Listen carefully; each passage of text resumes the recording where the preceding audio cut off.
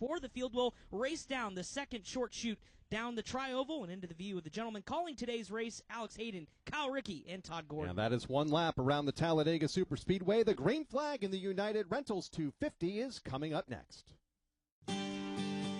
Just like a pit crew helps a driver reach victory lane, Ally helps you reach your financial goals. Ally has tools like savings buckets to keep your savings on track and savings boosters to put a little extra gas in your tank. Visit Ally.com to learn more about how you can grow your money fast. Savings buckets and boosters are features of the Ally Bank savings account. Ally Bank, member FDIC.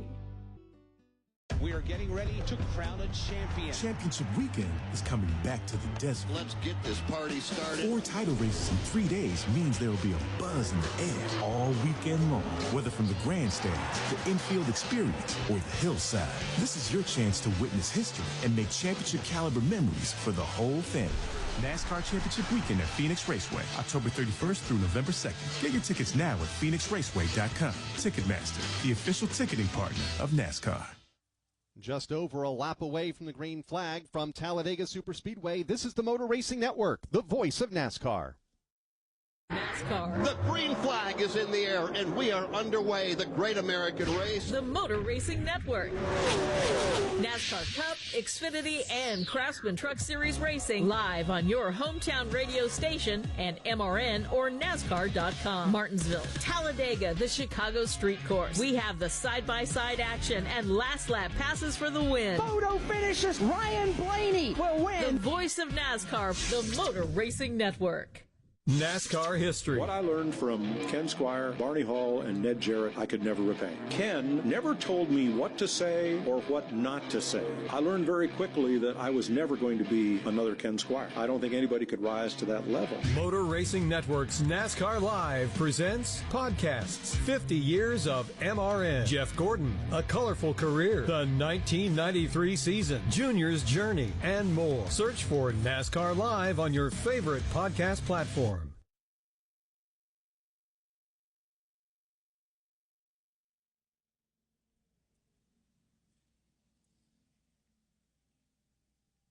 Field has doubled up in their rows of 2 off of turn 2 and up the back straightaway, just over a half a lap away from getting the United Rentals 250 underway for the NASCAR Xfinity Series. So while we have a moment, let's take one final sweep down the pit lane and get any other stories that we may have missed during our pre-race coverage, when we'll begin with Steve Post. Kyle, it's always good to see Brandon Butterbean Queen in a show, making his 3rd start here in the Xfinity Series, coming off a 9th place run at Kansas in his last start. He's driving for Kaulig Racing. Now, Butterbean's got a great story. Started at the local tracks, Langley Speedway in Virginia, some dirt tracks over in eastern North Carolina. Climbed the ladder 2024 to the Cars Tour Championship. This year, a strong season, 8 wins on way en route to the ARCA Menard Series Championship, and that success has launched him into the announcement this week that he will be the first driver that Kaulig Racing has announced for their 2025 Ram Truck Series program. Talked to Butterbean earlier. Very, very excited about the opportunity, and we'll see how that goes next year in the Ram trucks for Kaulig Racing. Right now in his Kaulig Chevrolet here, he starts in position number 12. Jason Toy. Steve, one of the great things about Speedway racing, they call it the great equalizer, and that allows smaller teams to have opportunities to be able to get a chance to run up front. Cesar Baccarella runs these plate tracks. His own team, Alpha Prime, that he's co-owner with, filled him a car here. He's got 3 top 10s in plate racing in the short amount of his starts. 2 of those are here at Talladega. We'll keep an eye on him. Brad Gilly. 3 Joe Gibbs Racing Toyota start in the top 10 with William Sawalich, Eric Almirola, and Brandon Jones. You guys already mentioned that at the back is Taylor Gray. They had to change the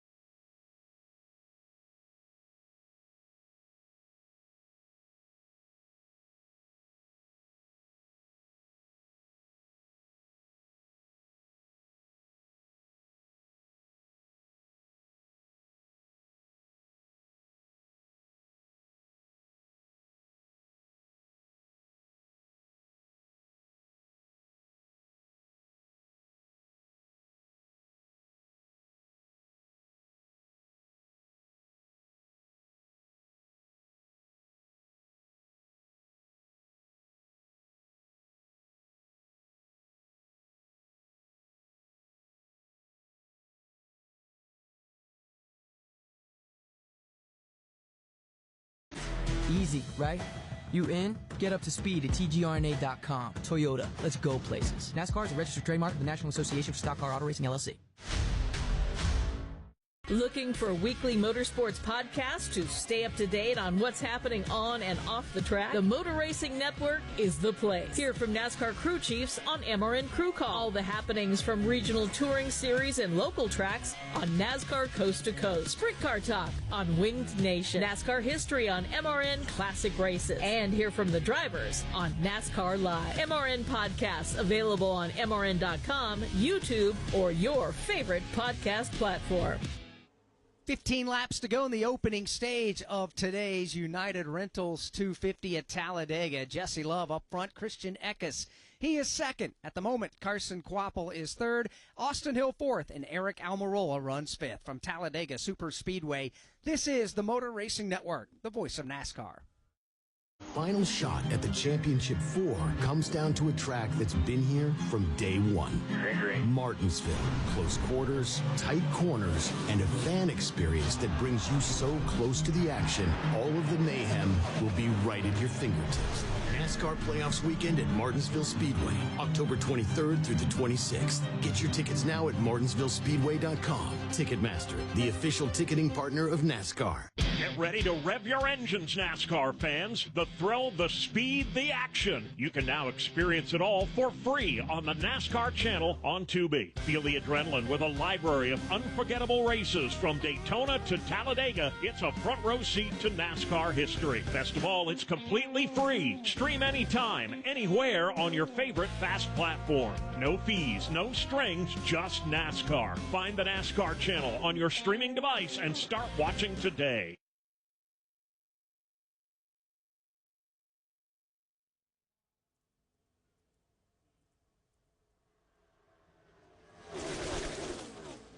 Jesse Love continues to show the way here. Lap number 12 goes on the board of the United Rentals 250. Whether your project is below ground or you're just breaking ground, United Rentals has the equipment and tools you need to get the job done. Backed by a team of experts and a suite of digital tools, United Rentals is ready to help you work united for a smarter, safer, and more sustainable work site. Field races off the end of the back straightaway, and it looks like Jesse Love has found his Richard Childress Racing teammate in Austin Hill in the outside lane as they come off the corner, and now they're both challenged off of turn number 4 as the battle for the lead is on as they come into the tri-oval for the top spot. Love trying to maintain the race lead. William Sawalich to the inside, make that Jeb Burton now challenging for the second spot on Austin Hill as they go back to turn number 1. Jeb Burton always strong at the super speedways. He challenged up front a moment ago. He's now slipped back into a 3-wide battle for number 5 position. He'll take the bottom lane off turn 2. Jeb Burton fighting for that spot along with Sheldon Creed and others as they race up the Alabama Gang super stretch. Now here is Nick Sanchez going 3 wide with William Sawalich and Harrison Burton for third. Harrison Burton leading the outside lane will get a shot in the shorts from Ryan Sieg, trying to get some momentum built back up. But how about Nick Sanchez now all the way to the back bumper of race leader Jesse Love off turn number 4. He'll get a challenge for the top spot. Jesse Love is doing what he needs to do to maintain at the front of the field, Todd. He's going inside, he's going outside, even to the middle when he has to. Yeah, he's driving in the mirror more than he is out the front windshield, but doing a great job of just controlling the momentum of each of the lanes. We've got a pretty solid 3 lanes of traffic here, seeing where the momentum's coming from. I'm sure the spotter in his ear working him out to about a 2-car length advantage as he exits turn 2. Here they come out of turn number 2. Field still 2 and 3 wide behind the race leader Jesse Love. Not for much longer. Here comes Nick Sanchez. He steps to the left, goes to the inside of Love, and takes the lead off the exit of the back straightaway. Strong move from Nick Sanchez into turn number 3. He'll lead the pack now to the bottom side of the racetrack. Right on that yellow line. Now it's going to be Austin Hill in tow on the bottom, and Jesse Love going to have to rally, but he's all by himself in the outer lane. Former race leader Jesse Love kicked back to at least the 3rd spot as they come into the tri-oval inside lane with momentum, and now Jones out of shape, and that'll collect about a dozen cars here on the front straightaway as they go spinning and crashing into turn number 1. Brandon Jones, the first car to get out of shape, and it has collected a bunch of them here, including Sheldon Creed. So a couple of the playoff drivers collected here at the front straightaway on lap 15. They were working their way, the lead draft was 2 and 3 wide, to the inside of the Carson Ware car, putting him a lap down here in the tri-oval. Ware did nothing wrong. He was holding his line topside, but everybody began to crowd each other down towards the bottom of the racetrack. And that one got out of hand early right here at the start-finish line. This big skid pad that's paved to drivers left below the double yellow line. It is now colored dark with all kinds of dark Goodyear tire skid marks that have made their way, and only a handful of cars have been unable to pull away from the accident site right now.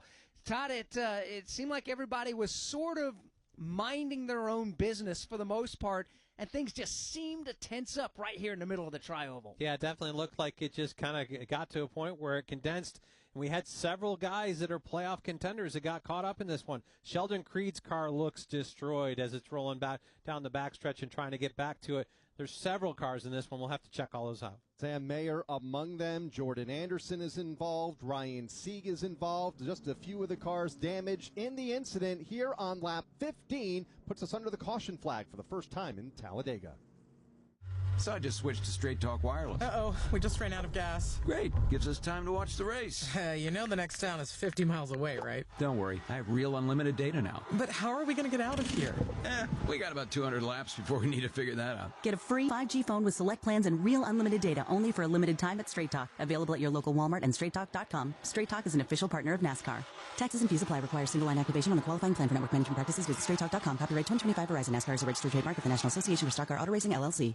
We are getting ready to crown a champion. Championship weekend is coming back to the desert. Let's get this party started. 4 title races in 3 days means there will be a buzz in the air all weekend long. Whether from the grandstands, the infield experience, or the hillside, this is your chance to witness history and make championship caliber memories for the whole family. NASCAR Championship Weekend at Phoenix Raceway, October 31st through November 2nd. Get your tickets now at PhoenixRaceway.com. Ticketmaster, the official ticketing partner of NASCAR. Harrison Burton on the pit lane, one of about 8 to 12 cars that suffered damage in this multi-car incident here on the front straightaway, including several playoff drivers, Sam Mayer, Brandon Jones, and Sheldon Creed among them involved in the incident here on the front straightaway. Under caution for the first time. We'll reset it here in a moment. From Talladega Superspeedway, this is the Motor Racing Network, the voice of NASCAR.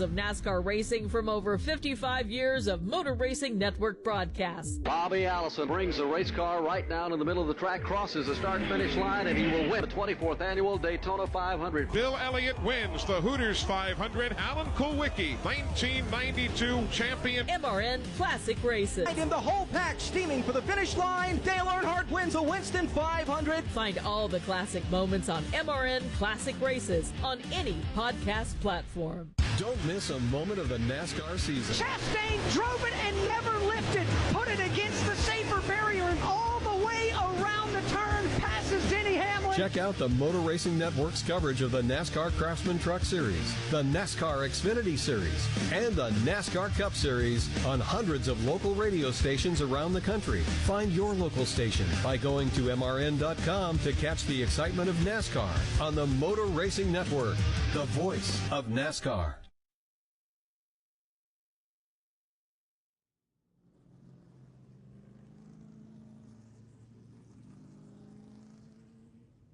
Add Jeremy Clements to the list of competitors involved in this incident here on the front straightaway. He has gone back to the NASCAR Xfinity Series garage. Alex, it started toward the front of the field when Jeb Burton came into contact with Sheldon Creed, Brandon Jones, and then it was on from there. Yeah, it was. Jeb Burton, it looked like just the traffic stacked up like we were talking about a moment ago with the entire lead pack that was already 2 and 3 wide trying to get to the inside of the lap car running by himself, Carson Ware.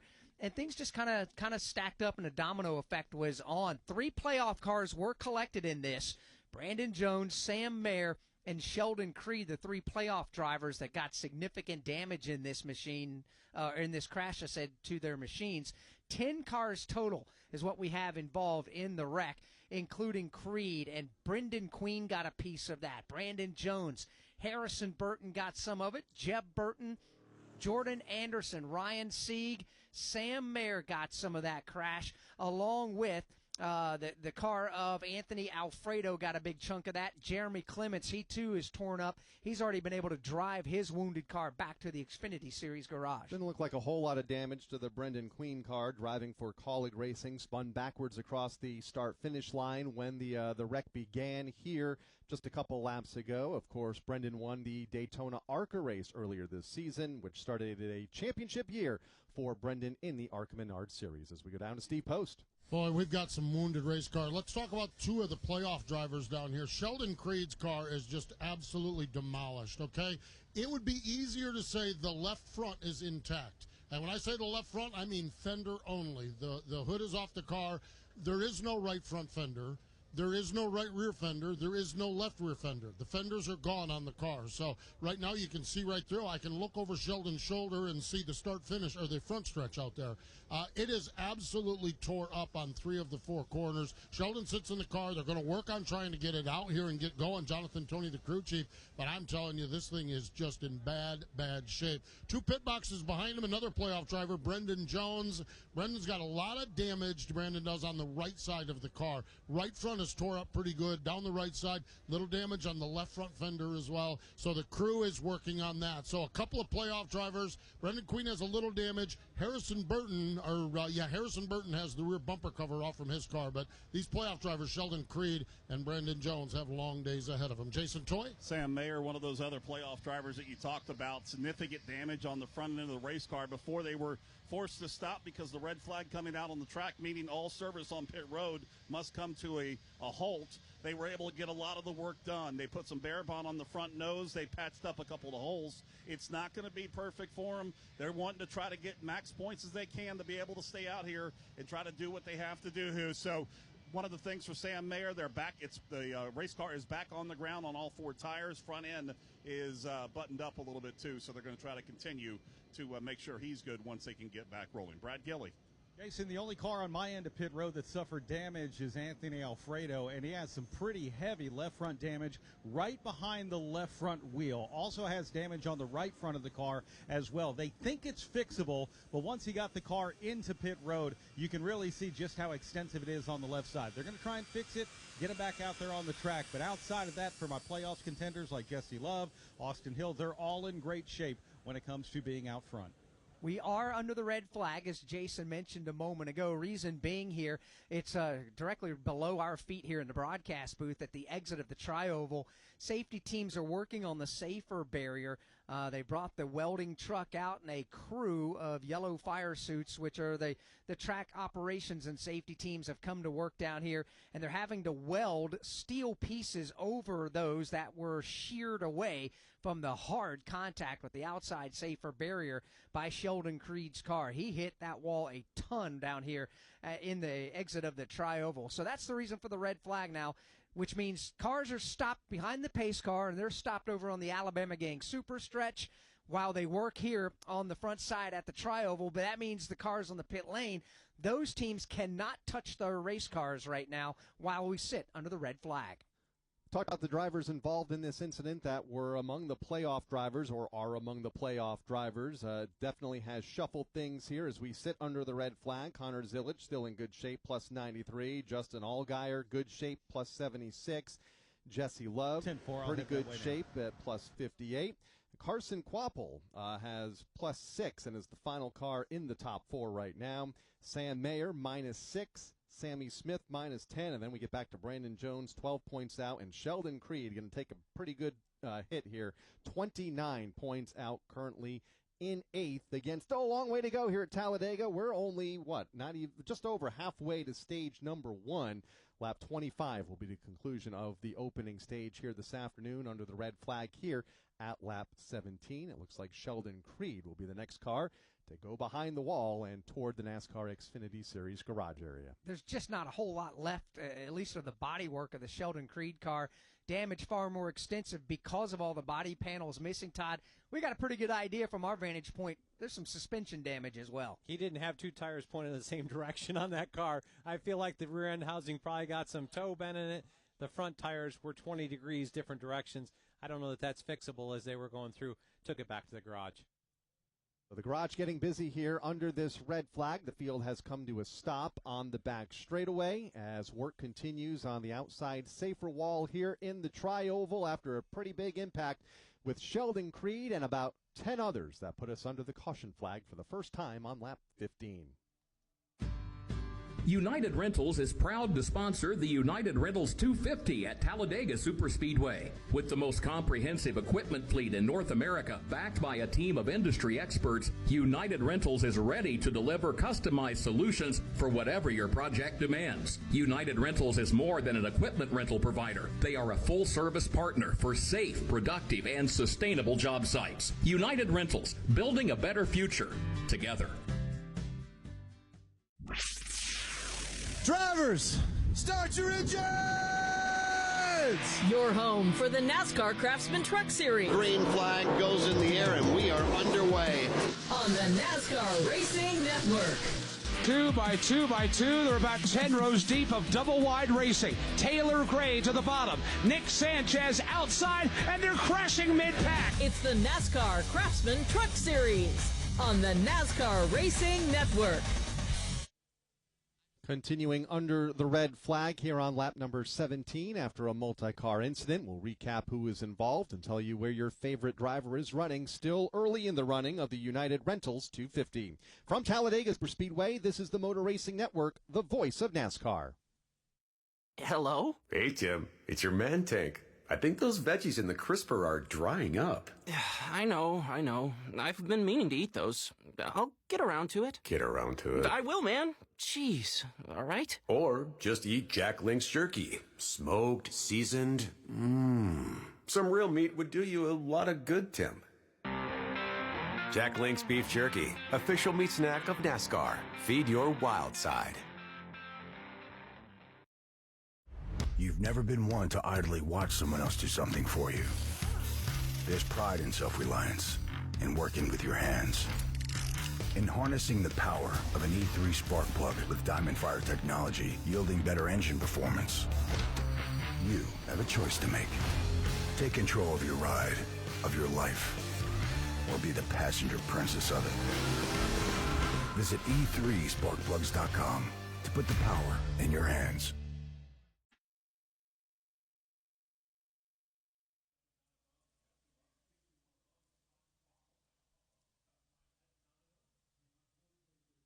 Back at the Talladega Superspeedway, continuing under the red flag. Cars remain stopped on the back straightaway, while many of the wounded cars remain idle on the pit lane. Crews looking them over and putting a plan together to try to get those cars put back together once the caution flag comes back out.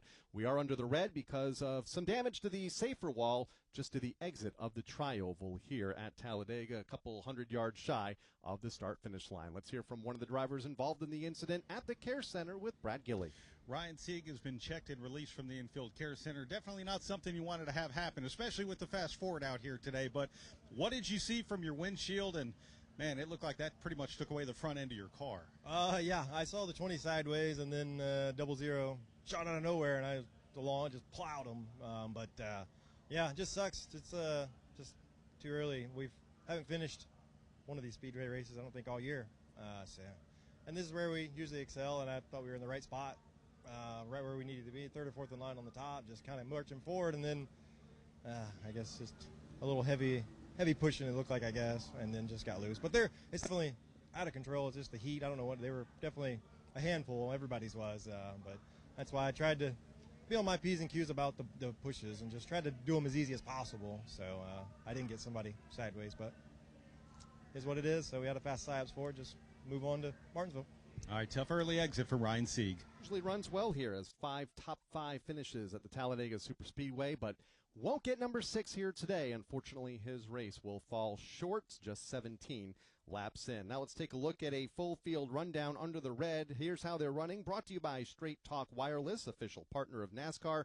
Fans of fast get real unlimited data on reliable 5G with no contracts or hidden fees. Now at straighttalk.com and Walmart. Straight Talk Wireless. Leading at the moment under the red flag, timing and scoring has Nick Sanchez at the front of the field. Austin Hill second.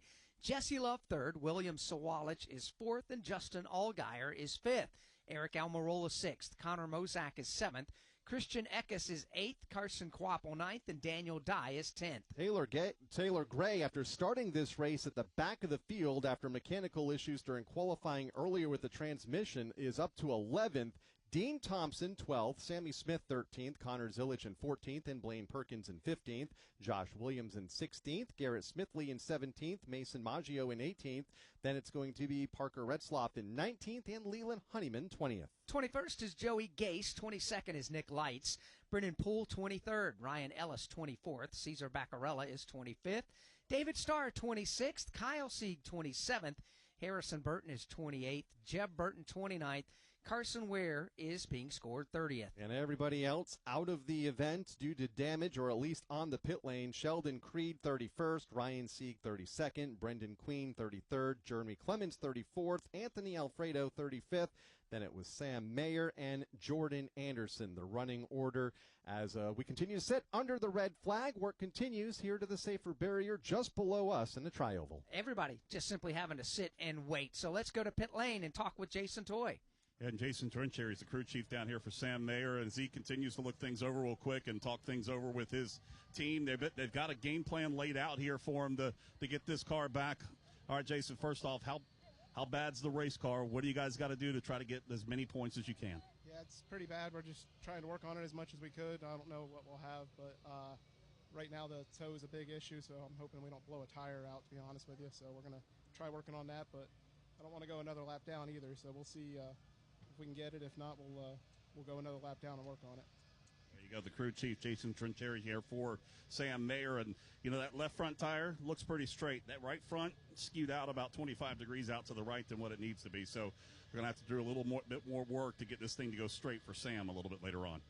All right, thank you very much, Jason, down on the pit lane as we go back to the care center and hear from Jeremy Clements. Jeremy Clements is out, and I know a tough day for you to see your car sitting in the garage. What happened, and how extensive is the damage to your race car?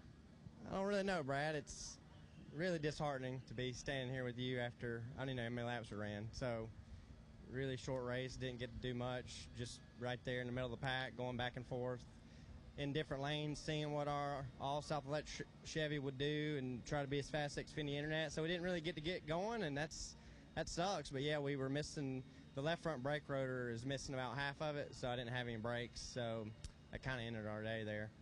All right, tough day for Jeremy Clements after lap 15. It is the Spartanburg, South Carolina native. He's in position, should he be able to continue to race this year and into next, to set the all-time record for most starts in the NASCAR Xfinity Series. If all goes well, that should happen in the summer of next season. It is difficult for these teams down there, Steve Post, because we're just simply sitting here waiting on work to come to completion on the wall right in front of you. Yeah, and Sheldon Creed's car has gone back to the garage, and they're wrapping up operations down here as far as the pit road and the pit booth go. My understanding is the hit was so hard for Sheldon Creed to knock the radio out of the car. That was a big hit. Okay, you mentioned the crew guys down here. I'm standing here watching the Brendan Jones pit area. The car sits here. There's two crew members to the left side on their hands and knees, just ready to go. One guy at the front with a big old piece of tape. He's got that tape 6 inches off from the front grille, just waiting for the red flag to be pulled for us to go green. Around to the right side of the automobile, there's another guy on his knees on the right rear, just waiting to tend to the damage over there. Sam McCauley has done a wonderful job laying this out. They've actually taken pictures up from under the car to see what the damage is. You can't touch the car, but you can take pictures of it, and they've got a plan in place. They're just waiting for the red flag to be pulled, for that yellow flag to come out, and they can start putting the tape and putting the wrenches and putting everything on this car. So it's fascinating to watch how they prepare, and yet nothing can happen either. It's kind of two things going on at one time, but they're ready to spring into action when we go back under caution. And as a crew chief, you like kind of the red flag because it gives you that time to digest what your car needs and to look at it. Take these pictures, talk your way through it. The other part is when they withdraw the red, that's when everybody starts to start up and roll. It's going to buy them some more time before the pace car can get back around. It gives them a better shot to get this car fixed up as they continue to work their way forward. Because when the caution does come out, not everybody rolls at once. It takes a couple of moments to fire the cars back up and for the pace car to gain speed, which is now currently sitting on the back straightaway. And Alex, it looks like it's going to be at least a couple of more moments for these teams to kind of put a plan together on the pit lane. I see the welder in full effect down against the outside safer wall, and let's see, 4 safety trucks and about 10 to 12 guys trying to apply this repair. And again, we have to give a hearty nod and our heartfelt thanks to Dr. Dean Sicking and his entire team at the University of Nebraska. Dr. Dean Sicking, the recipient of the Landmark Award for outstanding contributions to NASCAR at the NASCAR Hall of Fame for his invention of the steel and foam energy reduction wall. Safer Barrier is that acronym there. And Dave Moody, that has been something we hope we've never had to use, but by golly, when these drivers have gotten into the Safer Barrier, we are so thankful for it. That's for sure. You're happy to have it when the rare occasion comes when you need it. And for after a lick like that by Sheldon Creed, he's feeling a whole lot better right now than he would have back in the days when it was just concrete walls, for sure. Safer Barriers, we'll never know how many lives they've saved or how many injuries they've prevented, but I'm thinking it's probably a fairly large number at this point. And those repairs continue here on the front straightaway to the Safer Barrier. And now all that safety team begins to head back to their trucks. So looks like the repairs are about complete here on the front stretch as we go back to the Care Center. Brendan Queen out of his race car. It's been a big week for you, Butterbean, because we found out about the truck ride with Ram next year, and you get to run Xfinity races for Kaulig, but unfortunately this one was cut a little bit short. We saw a big 3-wide pack. How crazy was it out there? Yeah, I felt like I was in the middle of the whole stage there, and there was a moment I thought, man, I don't really like being 3 wide, because I figured it was going to get crazy, but everybody was kind of minding their business, and that's what I was talking about. It was just something out of my control there. I felt like I was doing a good job just logging laps, maintaining, and next thing I know, we had I think the lap car up top there, and whoever was on my bottom just started moving up like I wasn't there, and then I ran right into 00 when he was in the wall, so it was just nowhere to go. And super proud of the speed we had. The Kaulig Racing Action Industries car was fast, and I'm just so proud of them. Thanks for the opportunity from Matt Kaulig and Chris Rice. I mean, the last thing I want to do is wreck their race car, so that's tough. But thanks to them building a safe car, and we'll be ready to go at Martinsville to try to get a clock. All right, there he is, Butterbean Queen out of the Care Center looking ahead. Glad he is okay, like all the other drivers who are beginning to emerge from the infield Care Center from the hard crash here at the exit of the Tri-Oval. In a track, Todd, that is so dependent on friend relationships with teams and drivers, manufacturers. In this crash on lap number 17, there is now only one Ford Mustang left in the race that didn't get into this crash, and that's Kyle Sieg. That's a big problem if you're a Ford Motor Company right now. Yeah, it is. It is. And that's part of what is a challenge of this race being in the round of 8 as it goes forward. It becomes so dependent on manufacturer mates and pieces like that. We'll see where this plays out, but definitely a tough go for the Blue Oval. Red flag time, 16 minutes, 19 seconds as we go back under the caution flag, and we'll recap the drivers that are involved in the incident one more time. Sheldon Creed, Brendan Queen, Brandon Jones, Harrison Burton, Jeb Burton, Kyle Sieg, Jordan Anderson, Ryan Sieg, Sam Mayer, Anthony Alfredo, Jeremy Clements, and Ryan Ellis. 12 in total, all getting a piece of the incident here on the front straightaway. Work began on pit road almost immediately. Let's go there now, and Steve Post. As a matter of fact, they are working on that car now. They've taken to that number 20 machine, the bright day-glow colored car, the highlighter green car of Brandon Jones, as they work their way. Connor Zilich is coming down pit road. This is a strategic call as well. So a couple of different things happening here as different pit stops are happening and working on race cars are happening as well. Jason, a whole lot going on down here. What's going on with you? Sam Mayer finishing up work on his race car. They told him they got a minute left to get it back out on the racetrack here, and then the damage policy clock. Also in there is Jordan Anderson. He pulls away. We did see a pit stop from Dean Thompson. They came in and put on 4 fresh Racing Eagles and topped it off with Sunoco fuel. How about in front? Well, Brad's pit jack in the Care Center right now, but not too much down on the far end of pit road either.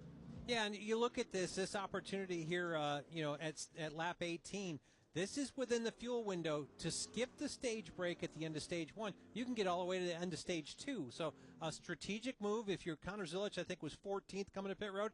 These guys back here, taking the opportunity. They may flip the stage at the end of stage 1. Let's go to Brad Gilly back to Care Center. Sheldon Creed, thankfully, out of the Infield Care Center. I think Steve Post described your car as it would be easier to say what is still straight on it, and that was the left front fender, but completely destroyed. What did you see happen, and how are you doing? Yeah, I mean, I feel like a couple laps before, if I were to do it over again, I wouldn't get myself to the bottom like I did, but yeah, it looked like the 27 kind of pushed me into the tri-oval and got me free, and then washed up the hill and got the 20 in the left rear that got me in the right rear. So, yeah, I don't know. Just when you're on the bottom, you I don't know. I don't know if he was fighting his car or whatever, but it's there's no really room to go up the track there. So, yeah, it's kind of the tough thing about having super speedways in the playoffs is if you're down bad and way below the cut line, you can get yourself in somehow maybe, but you lose a lot of control of your destiny coming to super speedways. So I guess that's the part I hate about it. But yeah, just appreciate Safe Race Cars from Haas Factory Team, Ford, Roush Yates Engines, Road Ranger, Pit Boss, Ollie's, Haas Automation, friends of Jacqueline, everyone that helps us. Yeah, it just kind of makes it simple for next week. Just go and try to win. All right, Sheldon Creed's got one more shot to make the championship four next weekend at Martinsville. And that's where he's going to essentially be in a must-win situation for Sheldon Creed. Mathematically right now, no, it's not must-win, but realistically it is. So that begs the question here, Todd. With Sheldon Creed out, as we sit, he's 28 points out of the cut line. Also involved in the crash, Brandon Jones. He's still running in the race right now. He's 12 points out. Sam Mayer came in above the cut line, but he too involved in the crash, -9. The question I have is, if you're the crew chief of a Carson Kvapil or a Sammy Smith, you're right hovering around that cut line with the competition now being out of the race or damaged. Does this change the way you approach the rest of this race? I think it slightly would be my answer. I think you may become a slight bit more conservative, not to put yourself in jeopardy because you want to maintain the points cushion you've got over these guys, but scoring stage points, that will continue to stretch that lead over these guys. So you're going to want to keep yourself forward. It's kind of one of those cautiously aggressive situations where you want to not put yourself in a bad position. We heard Sheldon Creed talk about maybe I shouldn't have gone to the bottom the lap before. You're going to start thinking about those things, really kind of working that through with your spotter and trying to make sure you take advantage of this opportunity and score all the points you can today. And you mentioned Sam Mayer a moment ago, one of the drivers involved in the crash. Well, his day just got a little bit worse. A 2-lap penalty for too many men over the wall during the DVP a moment ago. So getting some damage in the incident and now having to sit for 2 laps being penalized. Yeah, but I think that they'll happily take that penalty as long as they had enough hands on deck to try to get the car where it can at least get back on the track. Now, if you're involved in that crash, which, as Kyle pointed out, 12 drivers were, those who were able to continue on, it's not all complete as of yet from the crash. You have to get back out onto the track. Green flag will go in the air this time by. Then you have to go around and you have to meet a minimum speed that NASCAR predetermines before the race. If you meet that minimum speed, you're golden. You can continue on and race. You can even come back to pit road and work on your car as much as you need to, should that be the case. If you do not meet that minimum speed, NASCAR will give you a couple of laps to do so. If you do not meet it, they will black flag you. Your race will be over. Drivers have already selected their lane for the restart. In fact, the pace truck on pit road, field in the tri-oval, a 5-lap shootout to the end of stage number 1. Nick Sanchez, Austin Hill, front row inside and out. Then it's William Sawalich, second car in lane on the bottom. Jesse Love giving a push to Hill to the outside lane as they go to 1. And they are virtually side by side into the 33-degree banking of turn number 1.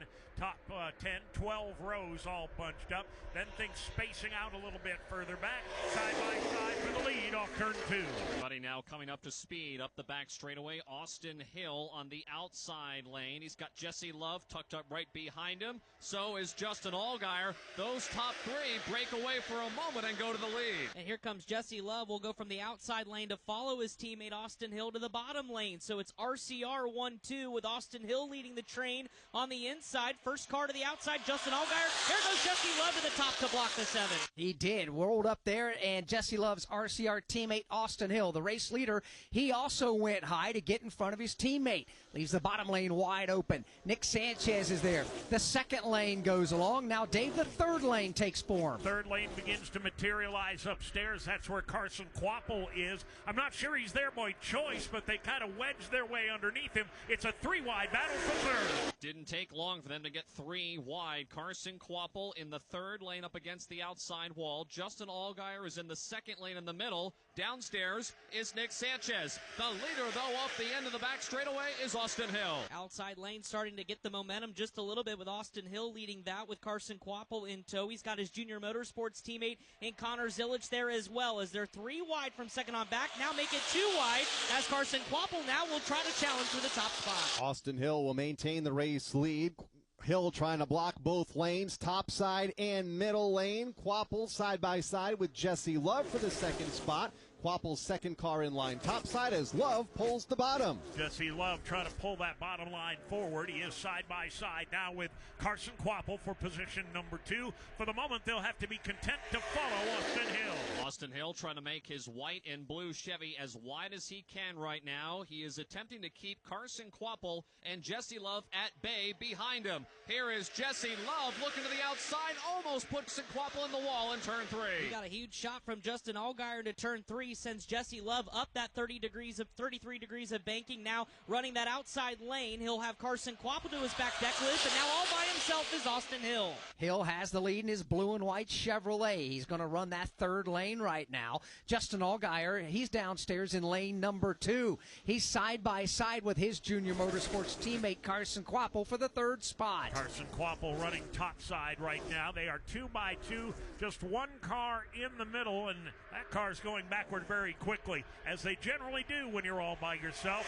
Austin Hill, tried to throw a big block on Jesse Love and didn't get it done. And Jesse Love now pulls even for a moment with the leader, Austin Hill. Drag racing down the back straightaway, give the advantage to Hill in turn 3. The problem Jesse Love has on the bottom is he didn't have any help going into turn 3, but now here comes Connor Zilic, who will dip his Chevrolet to the bottom side. Austin Hill still has the lead. He'll go to the top to block Jesse Love. Jesse Love now back to the bottom as they race off 4. And remember, it wasn't a couple of laps ago that Connor Zilic was on the pit lane, back into the top 5 right now, challenging for the lead, challenging for second, pulls up alongside Jesse Love for the runner-up spot as we enter the final lap of stage 1. Here they come into turn number 2 a lap ago. A near disaster for the Richard Childress Racing teammates as the ill-timed block nearly caused contact. This time around, clean and green, Austin Hill leading the way. Jesse Love has been kicked into that second lane in the middle. He throws a big block on Carson Kvapil and moves up to the outside. At the front of the pack, it is Austin Hill. New second-place driver Connor Zilic. Justin Allgaier racing Love for third. Stage points up for grabs here at the final lap of stage number 1. Austin Hill trying to make that car 3 lanes wide. He continues to roll the bottom. Allgaier is going to run the outside lane with his teammate Connor Zilic to the inside. Back to the tri-oval. Final time, stage number 1. Third lane is where race leader Austin Hill is. Now the second. Now the first lane. Hill blocking all lanes. Green and white checkered flag is out. Stage number 1 comes to an end, and Austin Hill picks up the stage win. Justin Allgaier will finish second. Jesse Love will be third. Connor Zilic will be fourth. Eric Almirola fifth. Sammy Smith sixth. Blaine Perkins from the back of the field finishes stage 1 seventh. Dean Thompson was eighth. Carson Kvapil ninth, and William Sawalich rounds out the top 10. Hey, I hear you think podcasts are all about true crime, huh? Well, wise guy, the iHeartRadio app's got all kinds of podcasts. We got stuff you should know and stuff they don't want you to know. We got Bobby Bones, Big Boy, and Lou Later. We got SpongeBob Binge Pants and Exotic Erotic Story Time. We got Doughboys, Two Dudes in a Kitchen, Green Eggs and Dan. Hey, we got Elf Quest. We got podcasts for everything on the iHeartRadio app for free. If you don't download that, well, that's not just a true crime, my friend. That's criminal. We are getting ready to crown a champion. Championship weekend is coming back to the desert. Let's get this party started. 4 title races in 3 days means there will be a buzz in the air all weekend long. Whether from the grandstands, the infield experience, or the hillside, this is your chance to witness history and make championship caliber memories for the whole family. NASCAR Championship Weekend at Phoenix Raceway, October 31st through November 2nd. Get your tickets now at PhoenixRaceway.com. Ticketmaster, the official ticketing partner of NASCAR. Working caution for the second time in today's United Rentals 250 with a NASCAR Xfinity Series. This caution for the end of stage number 1, which was won by Austin Hill. From Talladega Superspeedway, this is the Motor Racing Network, the voice of NASCAR. We're at the start-finish line. William Byron on pole position. Green flag is out and we're racing. We're in the turn. Here to the inside comes Kyle Larson. He and Hamlin bump. We're on pit road. 4 Tires Sunoco Racing Fuel. The race off from pit road is Denny Hamlin. Eric Jones goes off second. We are live from the track. The Motor Racing Network, your home for NASCAR racing. Don't miss a lap, pit stop, or side-by-side race for the win. Listen to all the play-by-play action on your local radio station and MRN or NASCAR.com. Looking for motorsports coverage you can't find anywhere else? Look no further than the Motor Racing Network's lineup of weekly podcasts. NASCAR news and interviews on NASCAR Live and NASCAR Live Wide Open. NASCAR Cup Series Insight on Crew Call. NASCAR Grassroots Racing News and Talk on NASCAR Coast to Coast. And Sprint Car Talk on Wing Nation. All these and more available on podcast platforms and MRN.com.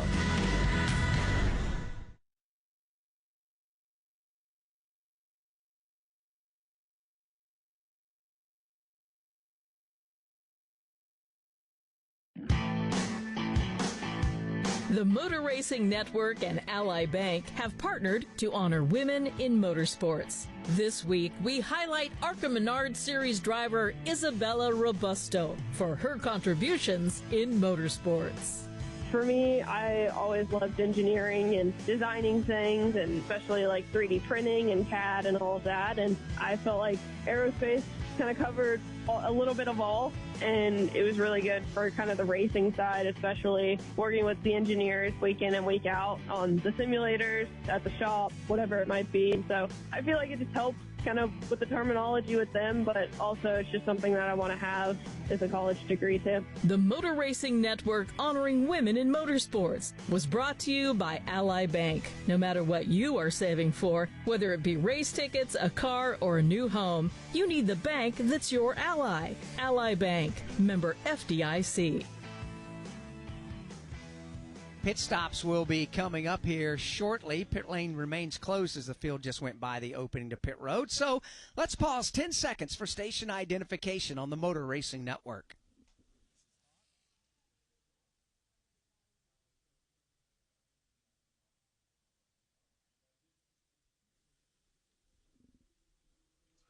Motor Racing Network is live at Talladega Superspeedway, the NASCAR Xfinity Series running the United Rentals 250. My name is Alex Hayden alongside in the broadcast booth. To my right is Kyle Rickey. To my left, NASCAR Cup Series Championship winning crew chief Todd Gordon. Turns 1 and 2 is Dave Moody. On the Alabama Gang Super Stretch is Tim Cattle-Famo. On the party porch in turn 4, that's Chris Wilner. And up and down the pit lane are Steve Post, Jason Toy, and Brad Gilly. We've had 4 different leaders and 6 lead changes in the early laps of today's race. 2 cautions for 7 laps. The first of those yellows due to a multi-car incident here at the exit of the Tri-Oval, collecting about a dozen cars, including several playoff contenders, including Sam May, Brandon Jones, and Sheldon Creed, all suffered damage in that incident. As we get set for pit stops here, who will head to pit road to end lap number 28, and will we see some of the drivers that stayed or pitted earlier stay out now? Here they come onto the pit lane as pit road is open, and we'll begin our round of pit stops with Brad. Well, William Sawalich will hit the mark on the far end. Also making stops, Taylor Gray, who started at the back of the pack, went towards the front. Middle section of pit road, Eric Almirola is going to come in. 4 Tires Sunoco Fuel, tear off the windshield. Playoff contender Sammy Smith.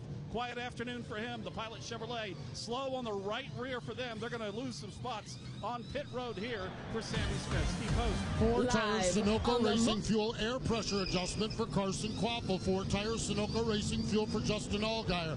Fuel only stop for Connor Zillich. Remember, he was in on lap number 18. Christian Eckes getting 4 Tires Sunoco Racing Fuel down and away. These pit stops, the end of stage number 1. Big moment for Jesse Love as he was trying to exit the pit lane. He was all the way to driver's right exiting. A car pulled out in front of him. He had to put the right side Goodyears out on the grass, kick some of that up, but was able to get the car back on the pavement as pit stops wrap up here on lap number 28. So you're a Toyota Cup driver and you just made it to the playoffs. Now all you have to do is win. Easy. Just turn left, right? That and start strong, take off, reach 200 miles per hour, maintain a good position, no big deal, lap again, time your pit stops, steer clear of accidents, talk to your crew chief like your best friend, and most importantly, turn left. Easy, right? You in? Get up to speed at tgrna.com. Toyota, let's go places. NASCAR is a registered trademark of the National Association for Stock Car Auto Racing, LLC.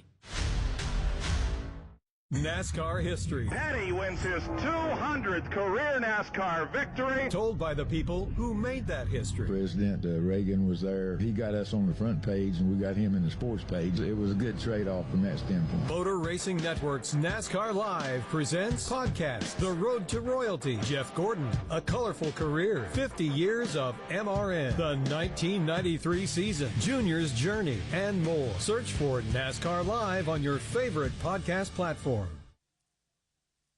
Dean Thompson stayed on the racetrack. He'll inherit the race lead. Kyle Sieg did the same. Kyle Sieg will be second. Joey Gase third. Ryan Ellis fourth. And Brennan Poole rounds out the top five. Those drivers did not make a stop this time by. From Talladega Super Speedway, this is the Motor Racing Network, the voice of NASCAR. Drivers, start your engines! Your home for the NASCAR Craftsman Truck Series. Green flag goes in the air, and we are underway. On the NASCAR Racing Network. 2 by 2 by 2. They're about 10 rows deep of double wide racing. Taylor Gray to the bottom. Nick Sanchez outside, and they're crashing mid-pack. It's the NASCAR Craftsman Truck Series on the NASCAR Racing Network. One last exhale. Fitting, isn't it? The final shot at the Championship 4 comes down to a track that's been here from day one. Martinsville. Close quarters, tight corners, and a fan experience that brings you so close to the action, all of the mayhem will be right at your fingertips. NASCAR Playoffs Weekend at Martinsville Speedway, October 23rd through the 26th. Get your tickets now at martinsvillespeedway.com. Ticketmaster, the official ticketing partner of NASCAR.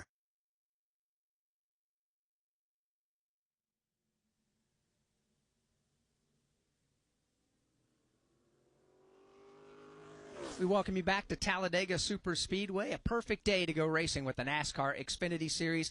Don't forget, tomorrow the NASCAR Cup Series will race here at Talladega in the Yellowwood 500. Motor Racing Network will be live with you at 1 o'clock Eastern Time with NASCAR Live Race Day to get you set for tomorrow's big race. Michael McDowell winning the pole earlier this afternoon for tomorrow's event over Chase Briscoe. Kyle Busch and Austin Cindric will make up row 2.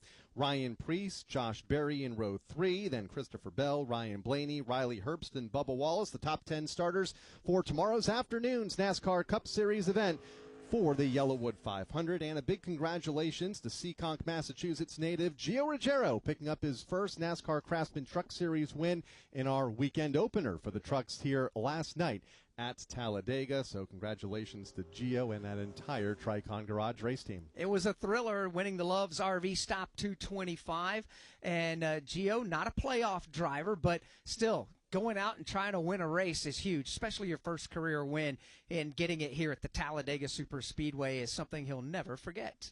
Yeah, and this is a guy that, as a rookie in the Truck Series, has done a great job this year, continuing to get more savvy in the truck program, and really had a solid truck all day long. Took great pushes, teamwork, and put himself in victory lane.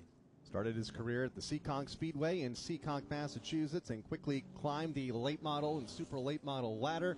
Now finds himself in the national spotlight, and no doubt will be a contender within years to come in the NASCAR Craftsman Truck Series, and I guess with the ultimate goal of running a cup car one day. As the field here today, the NASCAR Xfinity Series teams begin to choose their lane for the restart here, coming up in less than one lap from now, and some newer names at the front of the field that we'll tell you about in a moment. But first, we'll go back to the Care Center in Brad.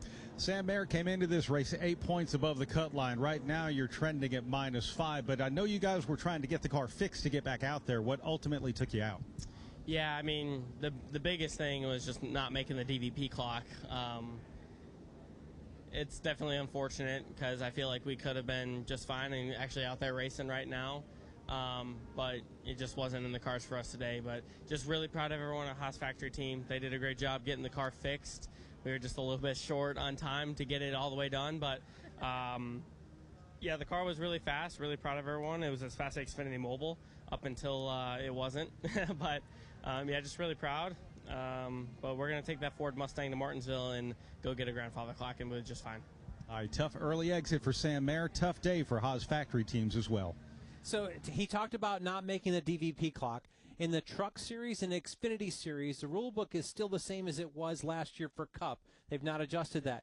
You have a specified amount of time on pit road. Now, that clock stops when the red flag comes out because you can't work on your car, but you have to get your car repairs done within that time. If you can't get it done within that time, in Cup, you can go back to the garage and work on it, come back out. Xfinity, your day's over if you're not done in that amount of time. That is time on pit road and the time that it takes you to get back at least one lap minimum speed, but not going to matter here today for Sam Mayer. As we get set to go back under the green flag, Dean Thompson and Kyle Sieg making up the front row. Some new faces at the point.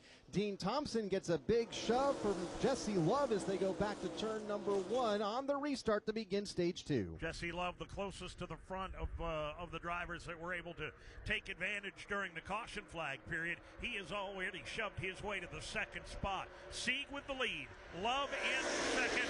Connor Zilic to third. Everyone now really starting to change it up as they hit the back straightaway. Dean Thompson has been put in the middle with no drafting assistance.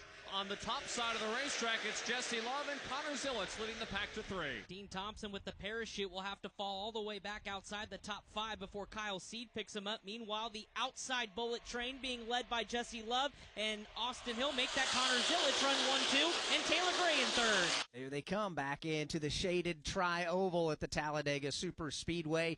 Jesse Love with the Whelen Engineering colors, the red and white Camaro at the front of the field, stacked up single file the first 8 cars. Here they come all in line up next to the safer barrier in the 3 wide line. That leaves the bottom wide open, and there will be a couple of takers led by Sammy Smith, who charges up that low line. Sammy Smith is down there in that low line. You can also throw Nick Sanchez into that mix along with the Christian Eckes Chevrolet. Now Eckes jumps up to the high lane, leaving just Sammy Smith and Nick Sanchez down low. Smith kind of ran up the racetrack trying to side draft going into turn 3 as he continues to try to organize the bottom lane. Now up in the race for the lead. Here comes Connor Zilic dipping down low. He'll slide across the nose of Jesse Love. You got a new leader. It's Connor Zilic. Connor Zilic right to the bottom of the racetrack off of turn number 4 to the inside. Makes the pass on Jesse Love for the lead and then tucks back into line just in front of Jesse, who falls to the second spot. Then it's Austin Hill, Taylor Gray, and Justin Allgaier. And once again, that lead draft, that lead single file line way up next to the outside safer barrier. Still trying to lead the charge down low. Sammy Smith with drafting help from Nick Sanchez and others. There's about 5 or 6 cars that are trying to get that inside lane moving. They just do not have the cars count or the momentum right now. Up front, here is Jesse Love and Austin Hill going for the lead. Love pulls to the inside at Connor Zilic. He'll get a shot in the shorts from Austin Hill and move Jesse Love back to the lead in turn number 4. Now Zilic picking up Taylor Gray on the outside, but it's Love and Austin Hill off 4. They are strong together at the bottom side of the racetrack, all the Richard Childress Racing Chevrolets. Hill now in second, goes up the track to try to put a block on. Sammy Smith had thoughts of it. That's going to shuffle the cards. Now 3 wide for the second spot with Nick Sanchez downstairs. Nick Sanchez on the bottom, in the middle, trying to fight his way through is Sammy Smith. Those lower 2 lines have made the move forward. Austin Hill going backward in the 3 wide lane. All of a sudden, the outside lane is not where you want to be. Everyone has either migrated to that middle lane or down to the bottom against the double yellow line. That's where the leader, Jesse Love, runs. Nick Sanchez second, Christian Eckes third. Yeah, Jesse Love just trying to figure out which lane is more organized. Right now it is on the bottom side of the racetrack here at the north end of Talladega Super Speedway. It's Love, Nick Sanchez, and just as I say that, both of those cars migrate to the top to pick up Sammy Smith. Just in front of Sammy Smith in third, and that'll leave leading on the bottom Christian Eckes. He'll pull that inside lane and not have a whole lot of drafting help. Daniel Dye is down there, and that's about it. Just 2 or 3 cars on the inside as the outside lane advances, led by Jesse Love. More problems for playoff contender Brandon Jones last time. He's gone from well off the pace with a damaged car from that earlier crash to severely off the pace. He may be headed for pit road as the pack steams to the backstretch. Here come the leaders halfway down the Alabama Gang super stretch. It is Jesse Love, the top car. Nick Sanchez, a fellow Chevrolet driver in the runner-up spot. Sammy Smith in third. And Smith will now pull from the outside lane down to the bottom of the racetrack. So Sammy Smith and his Chevrolet going to pick up Jesse Love, the leader. Love now will shadow what Sammy Smith just did, which is go to the top and leave the outside lane. Playoff contender Brandon Jones damaging a crash earlier, back on the pit lane as the lead draft goes by. It's Jesse Love up front. New challenger on the inside lane. That's Christian Eckes. He's up to the second spot looking for more. Eckes in a side-by-side battle for that number 2 position. He's about a half a car width up off that double yellow line. Looking to pick up some drafting help. He will now from Justin Allgaier. One car that is also continuing to make its way forward. Third in line in the middle this time on the backstretch is the Eric Almirola Toyota Supra. He is 1 car length behind Justin Allgaier. Allgaier giving Christian Eckes some assistance. But Tim, the numbers still favor the outside lane as Jesse Love will take his red and white Chevrolet now from the top down to the bottom to pick up Christian Eckes. Jesse Love driving out of the rearview mirror here as he continues to block Eckes now to the top. Richard Childress Racing has been so strong on these drafting style tracks, winning 3 of the 5 races run thus far this season. Out front now with Jesse Love. We have seen Austin Hill up there. Christian Eckes right now just behind Jesse Love for the lead, along with Sammy Smith as they go back to turn 1. Sammy Smith did a good bit of work running the bottom when very few were willing to do so. He dives low. He'll move under Eckes. He'll take the second spot. Gets the door slammed in his face by Jesse Love. Jesse Love making some very quick, evasive maneuvers, trying to keep this hungry pack of cars behind him. Here is Love blocking left and blocking right to keep Sammy Smith in the rearview mirror. Sammy Smith got a nice bump from the Christian Eckes machine, who now gets shucked to the outside lane because Austin Hill making his presence felt back up toward the top 5 as Connor Zilic now enters the chat for third. Here comes his teammate Justin Allgaier to the inside. That means Junior Motorsports occupy second, third, and fourth in the Tri-Oval. That may change because here comes Christian Eckes in the Colleague Racing Chevrolet. Stacked up 2 by 2 through the whole field with the exception of the race leader. Christian Eckes trying to bounce back and get into that battle for the lead. He's got a little bit of work to do. He's third on the bottom. Jesse Love again shoots up the banking to put the block on Sammy Smith. That leaves the door open for Justin Allgaier. Justin Allgaier, clear racetrack in front of him for the moment, about a car length behind Jesse Love. Now Allgaier getting some help from Christian Eckes. Allgaier now pulling even with Jesse Love for the top spot. Another strong move. This time it's Little Gator to the inside as Allgaier races Jesse Love through turns 3 and 4. It's all bow ties at the front of the field. Top 5 are Chevrolets, including your battle for the lead with Allgaier to the inside of Jesse Love. Here they come off of turn number 4, side by side for the lead at Talladega. Justin Allgaier to the inside of Jesse Love for the top spot, but as they get to the line, it's Love by 13 thousandths of a second over Allgaier, Eckes, Sammy Smith, and Nick Sanchez. United Rentals is proud to sponsor the United Rentals 250 at Talladega Superspeedway. With the most comprehensive equipment fleet in North America, backed by a team of industry experts, United Rentals is ready to deliver customized solutions for whatever your project demands. United Rentals is more than an equipment rental provider. They are a full-service partner for safe, productive, and sustainable job sites. United Rentals, building a better future together. NASCAR fans, get ready to feel the rush. The official NASCAR Tracks app is your ultimate race day companion. From managing your event tickets to navigating with wayfinding maps, event schedules, and facility info, it's got everything you need to make your experience unforgettable. Ready, green flag, green Bring flag. your headphones and dive into the action like never before with live scanner access. Got a race to win, my man. Listen in on driver and team communications at select NASCAR Tracks. Download NASCAR Tracks now on the Apple App Store or Google Play. Jesse Love was the race leader last time by. Justin Allgaier this time by becomes the 7th different leader here this afternoon in the United Rentals 250. From Talladega Superspeedway, this is the Motor Racing Network, the voice of NASCAR. We are under the green flag. Listen up, NASCAR fans. Now's the time to turn your love of racing into big-time prizes. Because NASCAR Fantasy Live is your fast lane to bragging rights. Furious racing here. Pick 5 drivers each week of the season. Then complete additional challenges to stack points. All for your shot at the grand prize. So let's get this party started. For official rules and to learn more, visit NASCAR.com/fantasy and sign up today. We are the voice of NASCAR. The green flag is in the air, and we are underway. The Great American Race. The Motor Racing Network. NASCAR Cup, Xfinity, and Craftsman Truck Series Racing live on your hometown radio station and MRN or NASCAR.com. Martinsville, Talladega, the Chicago Street Course. We have the side-by-side action and last lap passes for the win. Photo finishes. Ryan Blaney will win. The voice of NASCAR, the Motor Racing Network.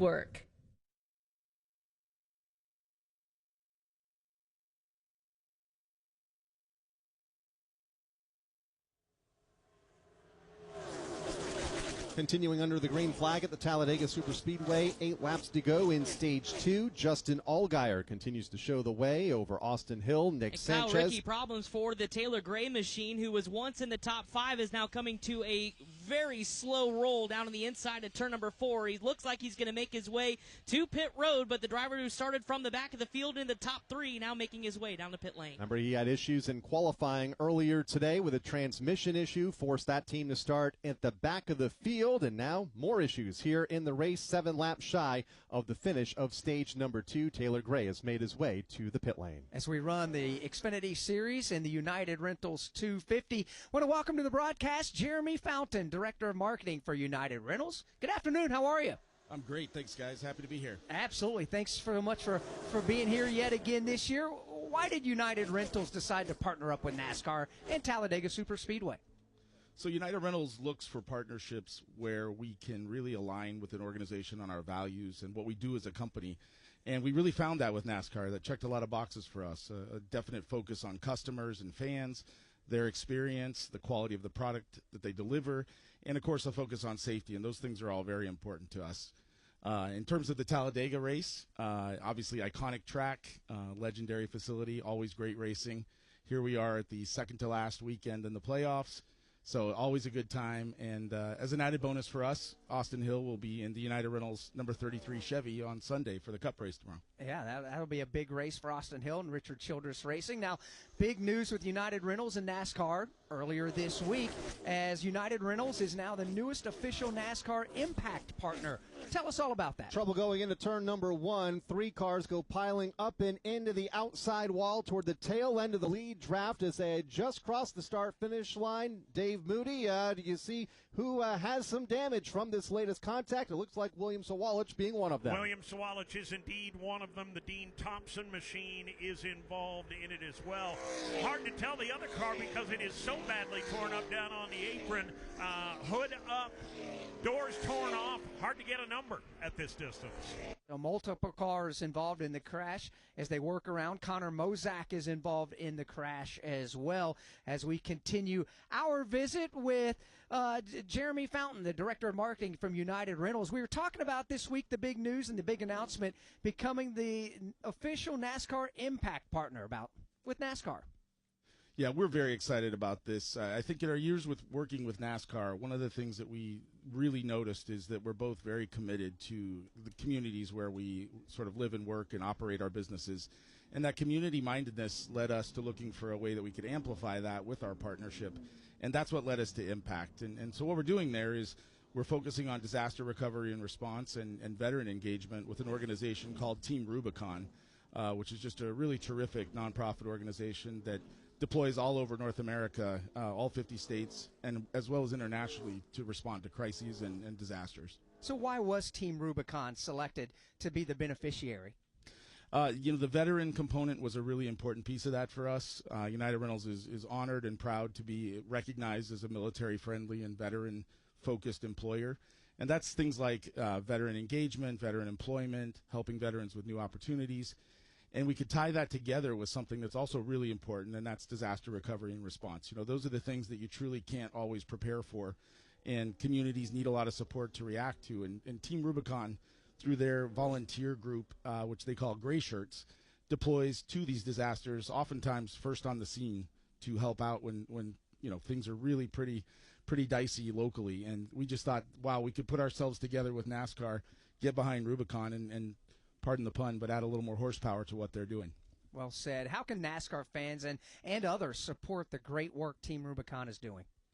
Sure. So Team Rubicon is a charity nonprofit organization. So, of course, donations are important to what they do. But in addition, the volunteers, those Gray Shirts, are also really critical to their operation because they are the front line. So you can visit unitedrentals.com/NASCAR Impact and learn more about how we're working together.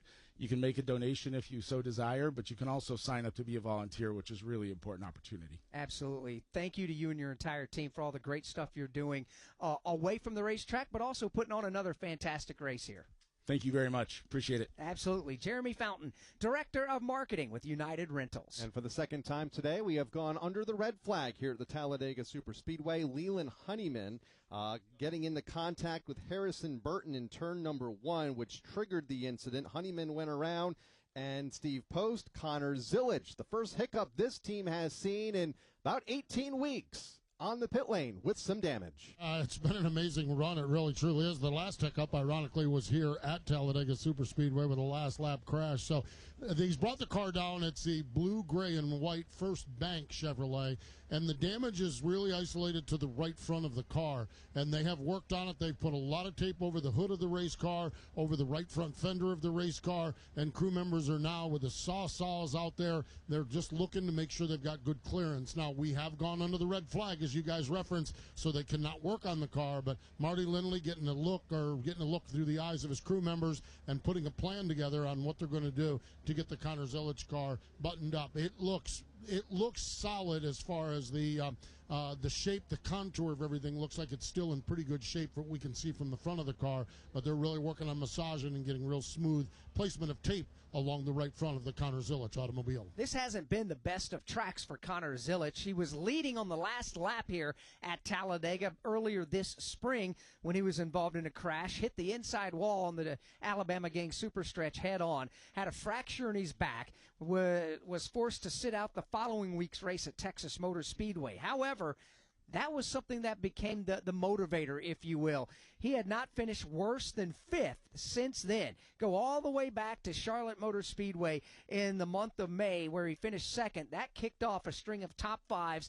That is 18 consecutive, which is a new all-time record in the NASCAR Xfinity Series. And, Kyle, they're going to have to make some diagnosis down there and make sure that car is good enough to continue that streak here today. 9 of those were wins, and we saw Connor Zilic come onto the pit lane earlier this afternoon during the first caution of the day.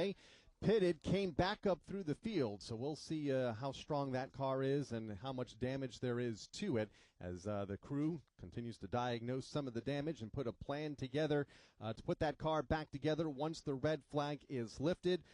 William Sawalich also involved in the incident. Connor Mosack, Dean Thompson among the drivers that got damage due to our second multi-car incident of the day, this time up in turn number 1, and it puts us under the red flag for the second time the field has come to a stop over on the back straightaway. Yeah, it is, and we're only 5 laps shy of the conclusion of stage number 2, so NASCAR is certainly going to want to give these drivers every opportunity to race it out for those valuable stage points. As we look at the points and where they sit at the moment, Justin Allgaier, the leader of the race, a win, you're automatically into the round of, or I should say the Championship 4 at Championship Saturday at Phoenix Raceway. You've got Connor Zilic, 73 points to the good. 30 points to the good for Jesse Love as they sit right now. And Sammy Smith is +5. Drivers on the outside looking in. You've got the car of Carson Kvapil, 5 points out. Sam Maris, 22 out. Brandon Jones, 27 points behind. And Sheldon Creed, 44 points behind, keeping in mind both Creed and Mayer are out of today's race. Brandon Jones still competing, but his car's got some damage from an earlier crash. Connor Zilic being 73 points up in pretty good shape right now. That would all but lock him into the Championship 4, and why not with the season that team hasn't had an incident since that last lap crash here at the Talladega Superspeedway back in April. Missed an event, and oh, by the way, Kyle Larson won with that car at the missed event at the Texas Motor Speedway. Connor got back in the car a week later and has finished top 5 in each of the 18 races since. On pit road right now with some damage due to the latest incident up in turn 1. Kyle Larson brings his Chevy in 4 tires Sunoco Racing Fuel. From fueling NASCAR champions on the track for over 20 years to innovating 94 octane, the highest octane on the market, performance is what Sunoco does. All Sunoco fuel at the pump meets the same top-tier standards as the fuel used in NASCAR. You stop here for Ryan Blaney, 4 tires with Sunoco fuel. From the track to your tank, you can trust Sunoco to help your vehicle perform at its peak. The year was 1993. The NASCAR Cup Series season kicked off with the Dale and Dale Show at the Daytona 500. Dale Jarrett's got the lead. He goes to the inside. Earnhardt's not going to get him. Dale Jarrett is going to win the Daytona 500 by STP. Earnhardt second. The 1993 NASCAR Cup Series season. All the highs and lows. Relive them all on MRN's exclusive podcast, The 1993 Season. Available on podcast platforms and MRN.com.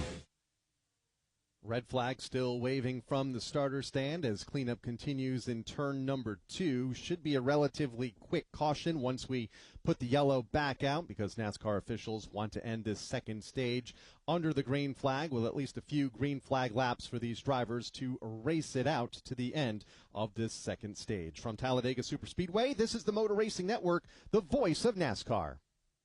Have you racked up $10,000 or more in credit card debt? Are you barely getting by making minimum payments? With credit card debt reaching all-time highs, National Debt Relief is notifying consumers about significant debt relief options now available to help those with overwhelming credit card debt. These options may reduce a large portion of credit card debt for those who qualify. You don't need to declare bankruptcy or take out a consolidation loan, and you may only have to pay back a fraction of what you owe. National Debt Relief has already reduced the credit card debt for more than 550,000 consumers, so don't wait. If you owe $10, $20, or even $100,000 in credit card debt, you can now take advantage of this financial debt relief as the cost of living continues to skyrocket. To check what debt reduction you may qualify for, call 800-375-3232. 800-375-3232. That's 800-375-3232. National Debt Relief, the official debt relief partner of NASCAR. Help our children survive and thrive.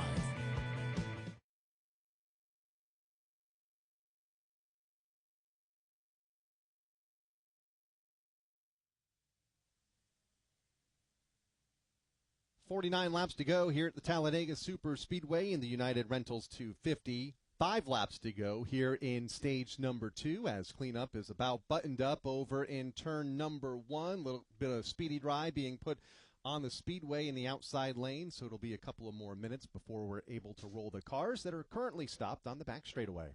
Yeah, and you know, it gives us an opportunity to pass along our thoughts and well wishes to the friends and families of a couple of folks, starting with Les Unger, a longtime pioneer in the Toyota Motorsports family, had a lot of influence with Toyota in their IndyCar, IMSA off-road, and Toyota Atlantic Series, and supporting NASCAR when they came into the sport of NASCAR racing as well. He passed away just recently, so absolutely everybody misses Les Unger as well from Toyota.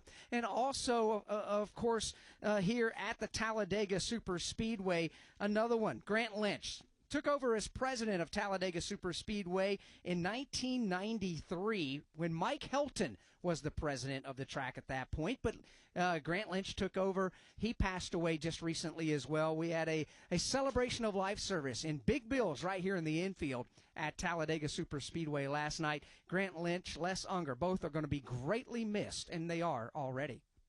So the field is stopped over on the back straightaway. Let's check in now on the pit lane. Not a lot happening right now, Steve Post, but unfortunately there's a lot of teams preparing some damage fixing. Yeah, nothing is happening now, Kyle, because of the red flag, but still monitoring the Connor Zilic car.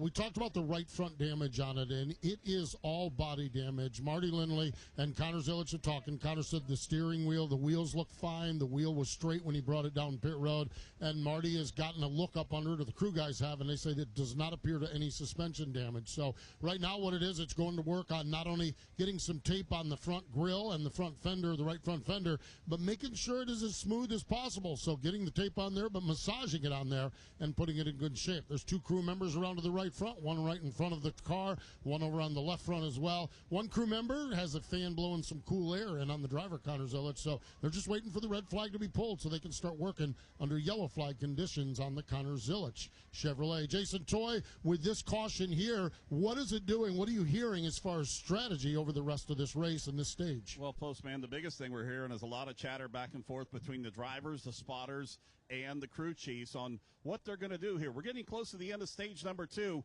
and we know that basically at the end of stage number 2, you should be good to go the rest of the way on fuel. Should be is the question. That's the scheduled length and the conclusion of this race. It's extra. That's the concern for some of these teams and some of these drivers, especially Eric Almirola.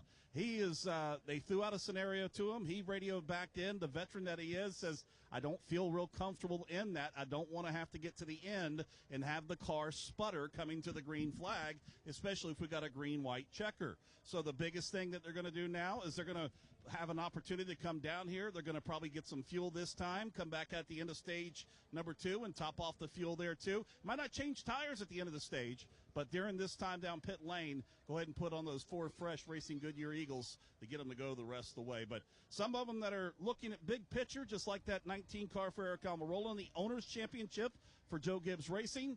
And some of them just want to go out here and try to get an opportunity to win and make that gamble to make sure they have enough fuel down the final stretch. Brad Gilly, it's quiet in the middle section of pit road out here, but I see some activities down towards yours then. A little bit of activity down here, and that is the pit boxes of 2 Joe Gibbs Racing teams being cleaned up right now. That's because William Sawalich out of this race. He was a part of this most recent caution. Also, Taylor Gray, they started the day with a car that would not go into 4th gear. They changed out that transmission. They started from the back, and unfortunately for Taylor Gray, the new transmission, same problem. It locked up. They are not able to continue their day. But as far as strategy goes, Jesse Love, his crew chief, Danny Stockman, he's having a debate and a conversation with Brandon Benes, the spotter, as to what they're going to do here when pit road opens. They can't quite make it to the end on Sunoco fuel, but they're trying to strategize what their best day is going to be. A lot of that happening offline through text messages right now as they're trying to be pretty quiet about what their plan is. Pit lane is open as we are now back under the caution flag. Red flag lasted 10 minutes, 35 seconds. Our second red flag, that is. Pit lane is open. Brad, looks like we got at least one coming to a stop in front of you.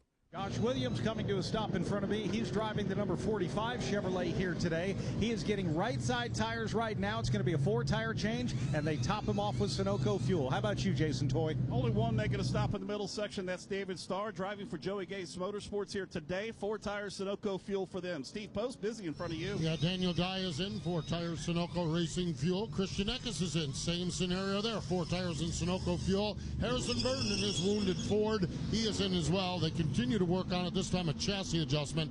4 tires Sunoco Racing Fuel as well. Following up on Connor Zilic, he said the car feels perfectly fine out on the racetrack. Marty Lindley said bring it in. We're going to put left side tires on. We're going to top it off with fuel, and that'll set them up for the stage break for a quicker pit stop, they're hoping, than everybody else. And I watched this repair work for Connor Zilic as they were down there. The right side headlight of this car, he took a hit there body-wise.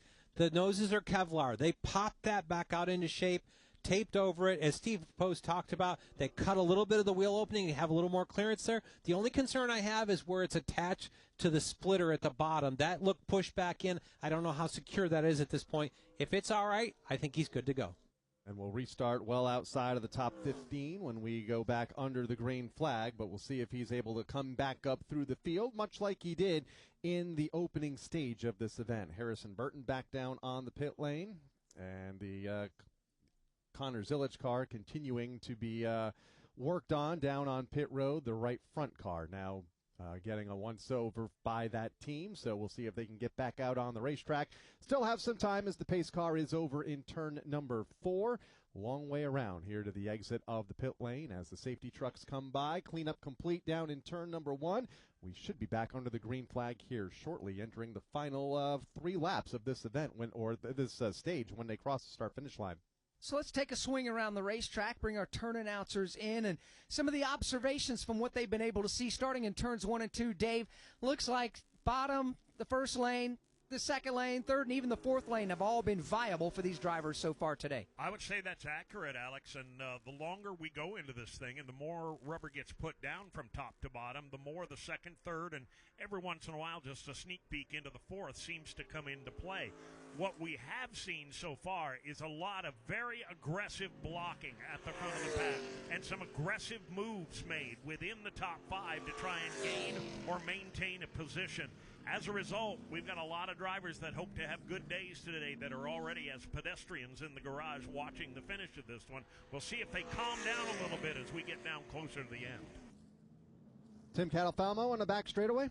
And just to add to Dave's point, some of those drivers that have been throwing those aggressive blocks have been the two Richard Childress Racing teammates of Austin Hill and Jesse Love. It's arguably, they are the two best cars on the racetrack, at least from my vantage point in the draft. They really have a lot of speed, and when they get out front, they really are able to work both lanes of traffic. If it's 2 wide, 3 wide, however many lanes there are behind them, they're able to work that traffic very well and stay at the top, but as they are doing so, they are putting on some very aggressive blocks, and at some point, somebody's going to get a little bit angry at that, and I think that's going to lead to some trouble later on this afternoon. We just got the 1-to-go signal, half a lap away from going back under the green. There will be 2 laps to go in stage 2, so Chris Wilner up in turns 3 and 4. You're on a party porch for the drivers. Is it really that big of a party going on down there? It kind of is, actually, Alex Hayden. The crowd beginning to grow here as they know kind of what's at stake, especially get towards the end of here, stage number 2, and then, of course, stage number 3. Interesting to note, after the choose,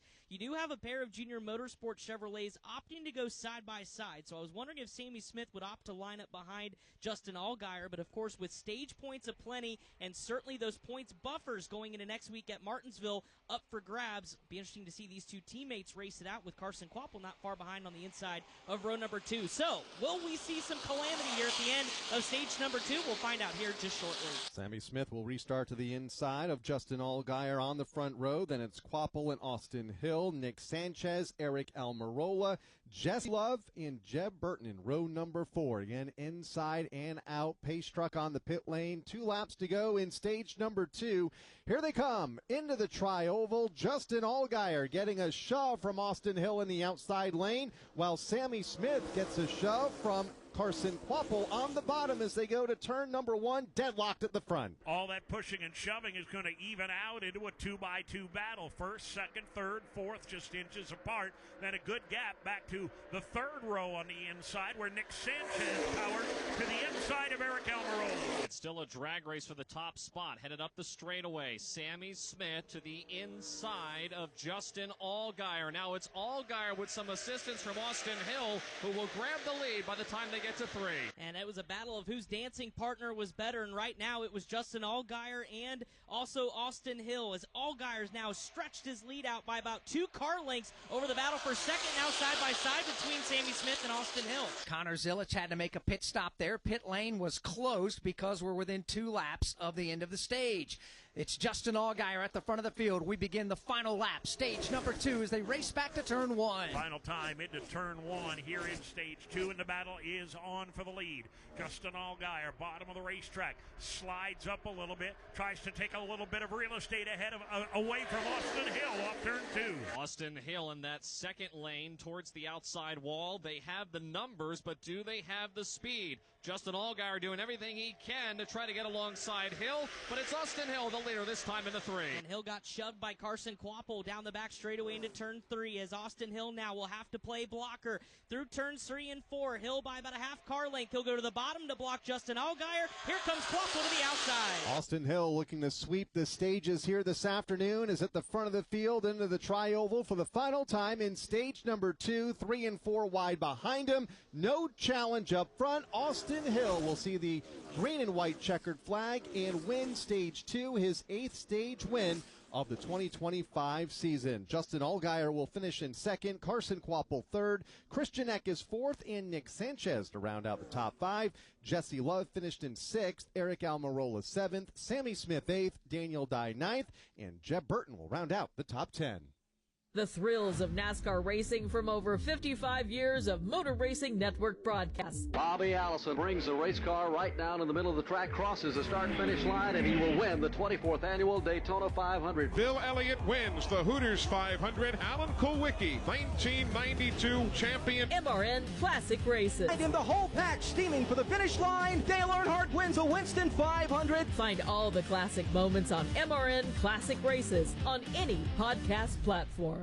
We are getting ready to crown a champion. Championship weekend is coming back to the desert. Let's get this party started. 4 title races in 3 days means there will be a buzz in the air all weekend long. Whether from the grandstands, the infield experience, or the hillside, this is your chance to witness history and make championship caliber memories for the whole family. NASCAR Championship Weekend at Phoenix Raceway, October 31st through November 2nd. Get your tickets now at PhoenixRaceway.com. Ticketmaster, the official ticketing partner of NASCAR. Under caution flag for the 4th time this afternoon. This one for the end of Stage 2 in the United Rentals 250, won by Austin Hill, who has won both of the stages here today. Justin Allgaier, Carson Kvapil, Christian Eckes, and Nick Sanchez, the top 5.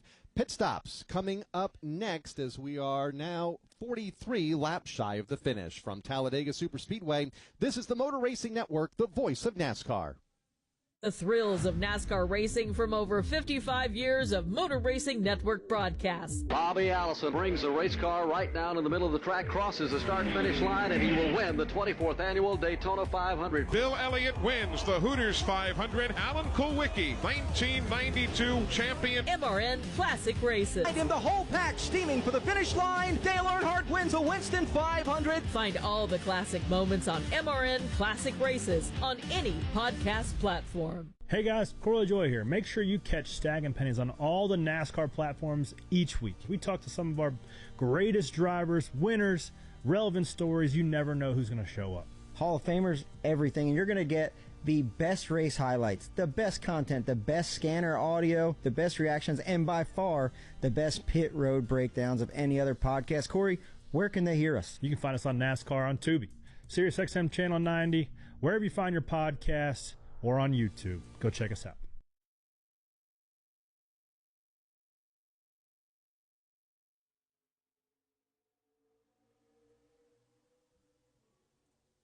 Back at the Talladega Superspeedway, the pace car has picked up the field. Pit road remains closed, but Steve Post, it has been an eventful caution, and somehow, some way, Connor Zilisch has been able to stay on the lead lap.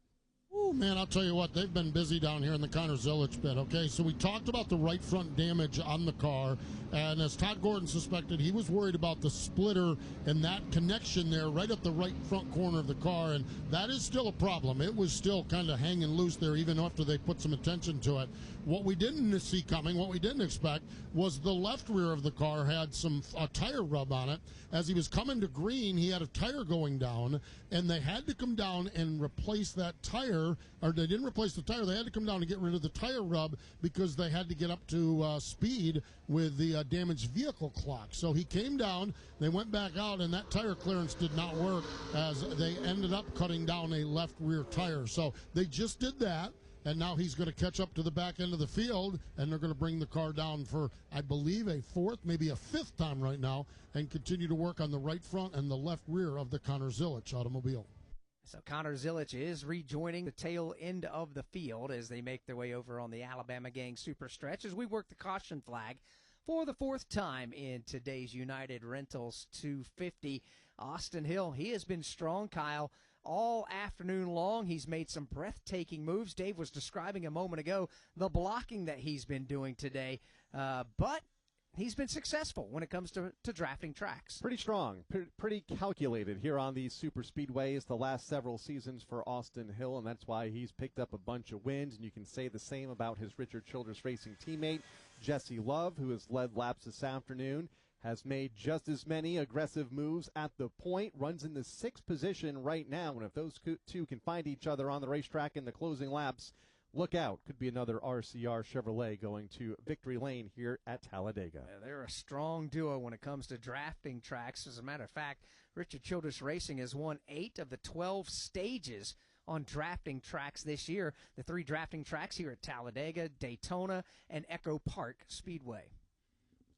So we work under the caution flag. Pit lane is open right now. Here comes Austin Hill. He is in. Jesse Love is there. Brad Gilley. Different strategies for the RCR teammates. Austin Hill, 2 tires, Sunoco fuel, go on the jack. For Jesse Love, Danny Stockman says, I want a fresh car.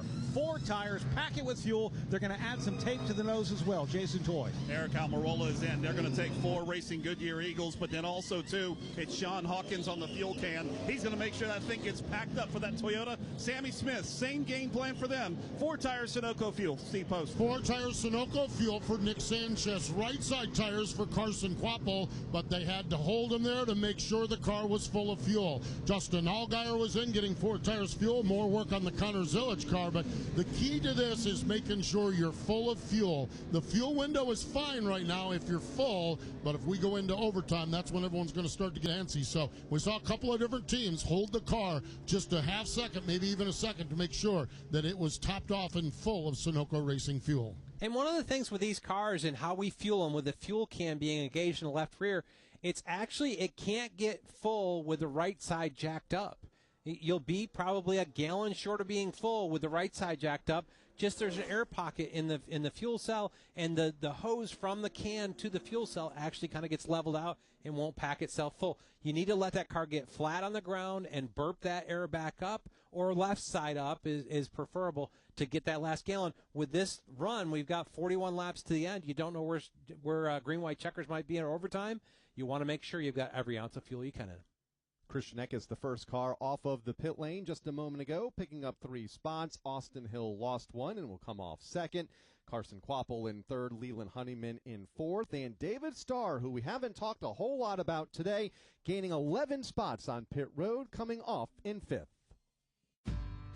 United Rentals is proud to sponsor the United Rentals 250 at Talladega Superspeedway. With the most comprehensive equipment fleet in North America, backed by a team of industry experts, United Rentals is ready to deliver customized solutions for whatever your project demands. United Rentals is more than an equipment rental provider. They are a full-service partner for safe, productive, and sustainable job sites. United Rentals, building a better future together. One last exhale. Fitting, isn't it? The final shot at the Championship 4 comes down to a track that's been here from day one. Martinsville. Close quarters, tight corners, and a fan experience that brings you so close to the action, all of the mayhem will be right at your fingertips. NASCAR Playoffs Weekend at Martinsville Speedway, October 23rd through the 26th. Get your tickets now at martinsvillespeedway.com. Ticketmaster, the official ticketing partner of NASCAR. Daniel Dye elected not to make a stop under this caution and will lead the field to the green flag in about a half a lap from now. From Talladega Superspeedway, this is the Motor Racing Network, the voice of NASCAR. Hi, I'm Ryan Blaney, a third-generation race car driver, and I dedicate a lot of my time going fast. But when my grandpa was diagnosed with Alzheimer's, it was a very unexpected bump in the road for us. It's important to notice if older family members are acting differently or having trouble with routine tasks. Early detection of Alzheimer's can give your family time to explore support services and access available treatments. If you or your family are noticing changes, it could be Alzheimer's. Talk about seeing a doctor together. Visit alz.org/time to talk. A message from the Alzheimer's Association and the Ad Council. The Tough Trucks of NASCAR, an exclusive podcast from the Motor Racing Network. Ron Hornaday, green flag is in the air, and he will take the field quickly to turn 1. Relive the moments of the NASCAR Craftsman Truck Series from its debut in 1995. Checkered flag in the air, Skinner wins from the inaugural for the NASCAR Truck Series by Craftsman. The legends of the NASCAR Craftsman Truck Series. Todd Bodine wins 4 in a row on super speedways. The Tough Trucks of NASCAR, available on podcast platforms and MRN.com.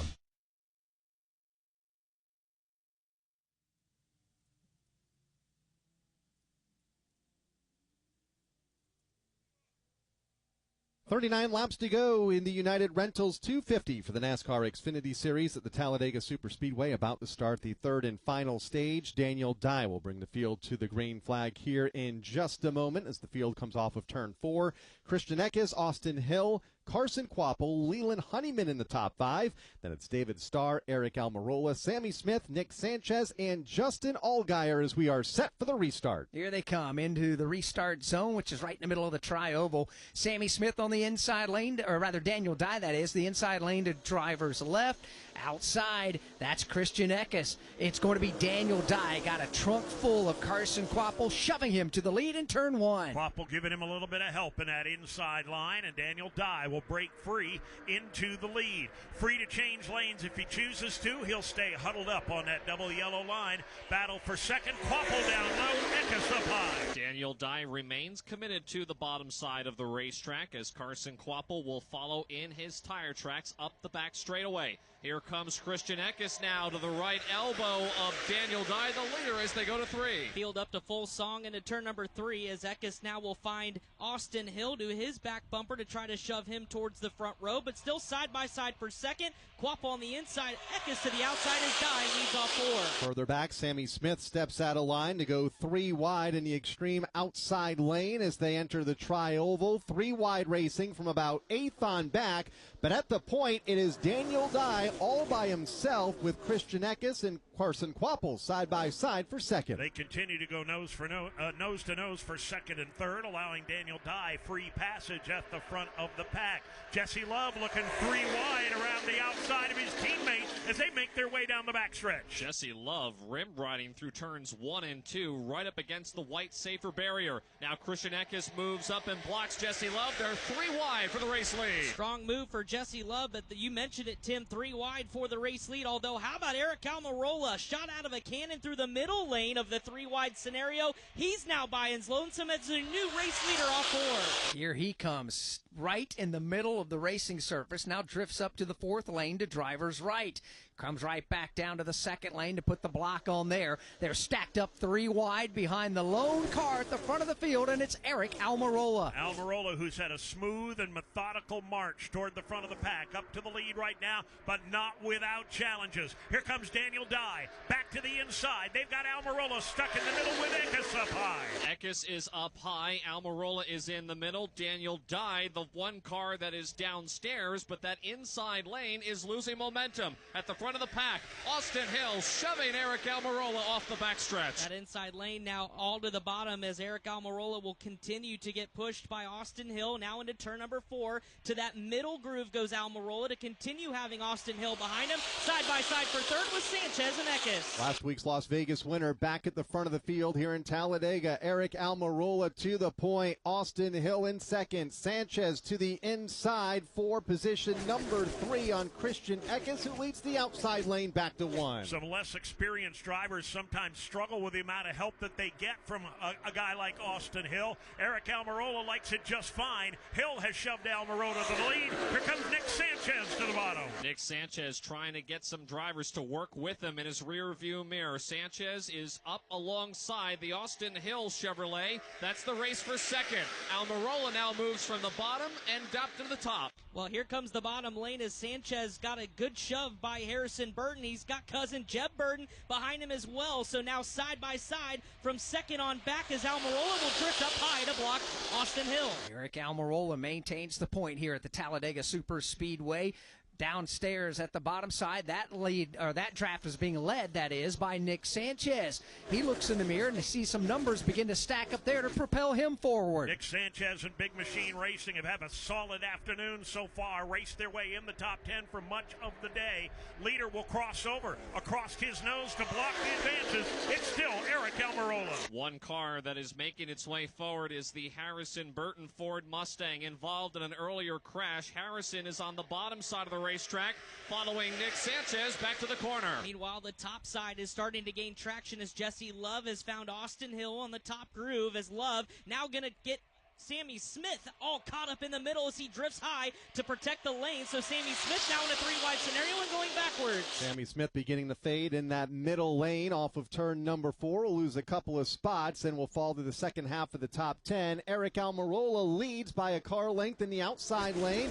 Has drafting help from Austin Hill, Harrison Burton, and Jeb Burton in 4th. Almirola came into turn 1 down at the very top of the racetrack, slides down to the middle, but he doesn't slide low enough. Austin Hill will make the move to the bottom. Austin Hill to the lead on the back straightaway. Austin Hill was able to kick that door open on the inside of the racetrack. Now here comes Harrison Burton pulling out a line. getting to the inside of Austin Hill. They're 3 wide again for the top spot at Talladega. Harrison Burton to the strong move to the inside, has drafting help here at the front of the field. He's got a wounded rear trunk, but he's got cousin Jeb Burton shoving him to the lead. It's Harrison Burton, Jeb Burton 1-2 with Blaine Perkins now challenging for third. Justin Allgaier, who was fourth, pops out of line. He'll go to the second lane.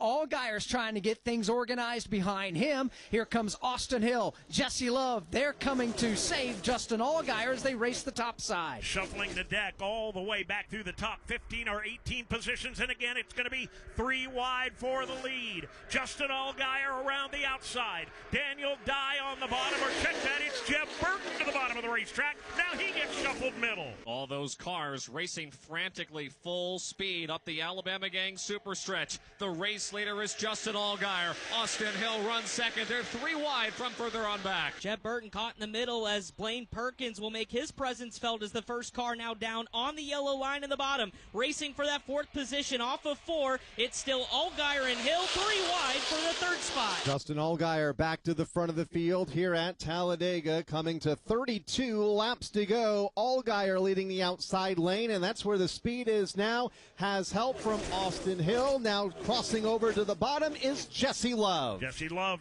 takes it to the bottom of the racetrack. Pulls even now with Austin Hill. That's the battle for the 2nd position. Jesse hasn't got a lot of drafting help, but he's holding strong on that inside line. That car of Jesse Love definitely is strong this afternoon, Dave. He has been able to make his way through traffic, slice and dice his way through the pack, and he is now racing Eric Almirola and Austin Hill for 2nd place. Love trying to side draft Almirola down into turn 3 and 4, as meanwhile Austin Hill will pull off the back bumper of Allgaier, now slide up from the bottom side to the top side, and you've got a new leader off 4. It's Austin Hill, 5.5 car length. And that is exactly where he likes to be. He loves to control these drafting track races. He's got his teammate from Richard Childress Racing, Jesse Love, downstairs. Love is beginning to get some drafting help. Here comes Jeb Burton to the rescue on the bottom. The 2 RCR teammates unable to work together right now. Austin Hill's up top side. Jesse Love is down low. Although Hill could decide to cross over across his nose, he'll hold off and not do it this time.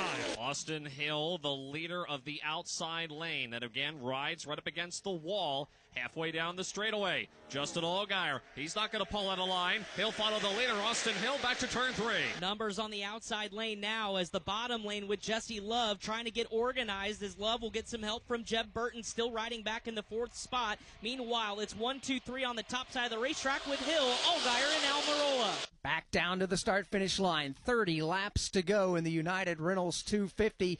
Austin Hill shows the way. We'll get you right back to the on-track action in a moment. First, let's pause 10 seconds for station identification on the Motor Racing Network.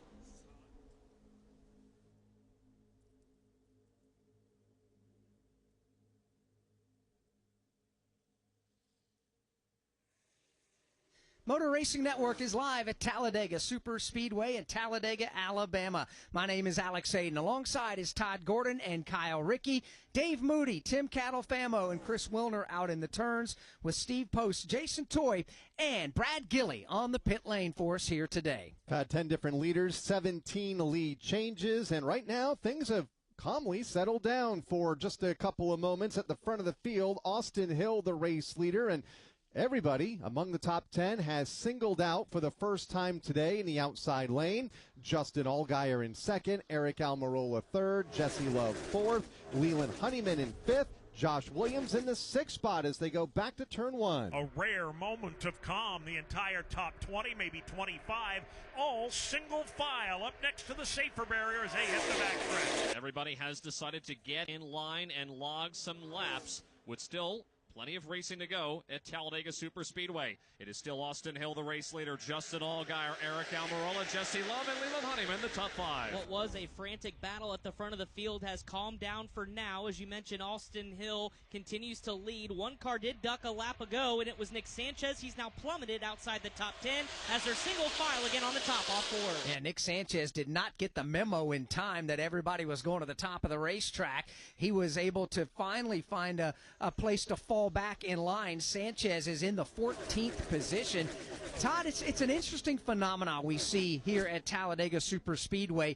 For the better part of the opening 64 or 5 laps, 2, 3, 4 wide racing. Suddenly we're down to 28 to go. You get the sense now we're single file. It's time to start putting your final plan in place. Yeah, this is one of those situations where you've got two really strong cars leading one lane, and they get control of the race. And then everybody that's not in that lane gets nervous about it. So you start to see the cars shuffle themselves up into it. It almost just organically grows into a one-lane racetrack and one where you kind of ride around here. But we're sitting here with 28 to go. You're going to see some guys get anxious here in the next 10 laps, start to maybe try to make a move because they feel like they're too far back to be connected to the win. The top 4 cars have been proven to be strong all afternoon. Austin Hill, Justin Allgaier, Eric Almirola, and Jesse Love. We talked about Nick Sanchez a little bit ago, falling outside of the top 10. He gained a couple of spots last time by, is up to 12th.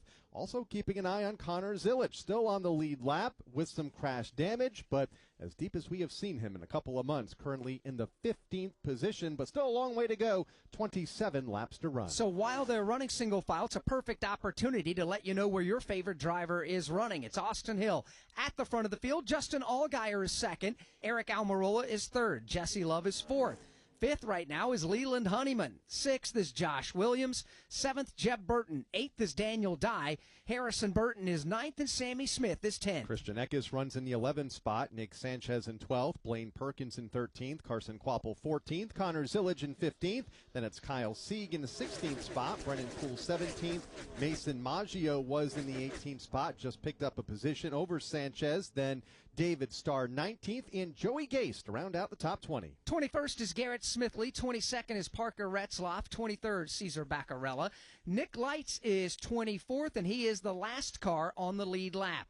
Running in one lap down, 25th, is Carson Ware. Brandon Jones is still on the track. He's the last car running multiple laps down to the tone of, 15 laps down is Brandon Jones with damaged race car. He's being scored 26th. From here on back, everybody else is out of the race. 27th, Ryan Ellis. 28th, Connor Mozak. 29th, Dean Thompson. 30th, William Sawalich. Then it's Taylor Gray, Jordan Anderson, Anthony Alfredo, Sheldon Creed, 34th, Ryan Sieg, 35th, then Brendan Queen and Jeremy Clements, the running order as we continue under the green flag. 25 laps to go. As the fans move closer to the edge of their seats with 25 to go, we're getting closer and closer to finding out who's going to take the win in the United Rentals 250.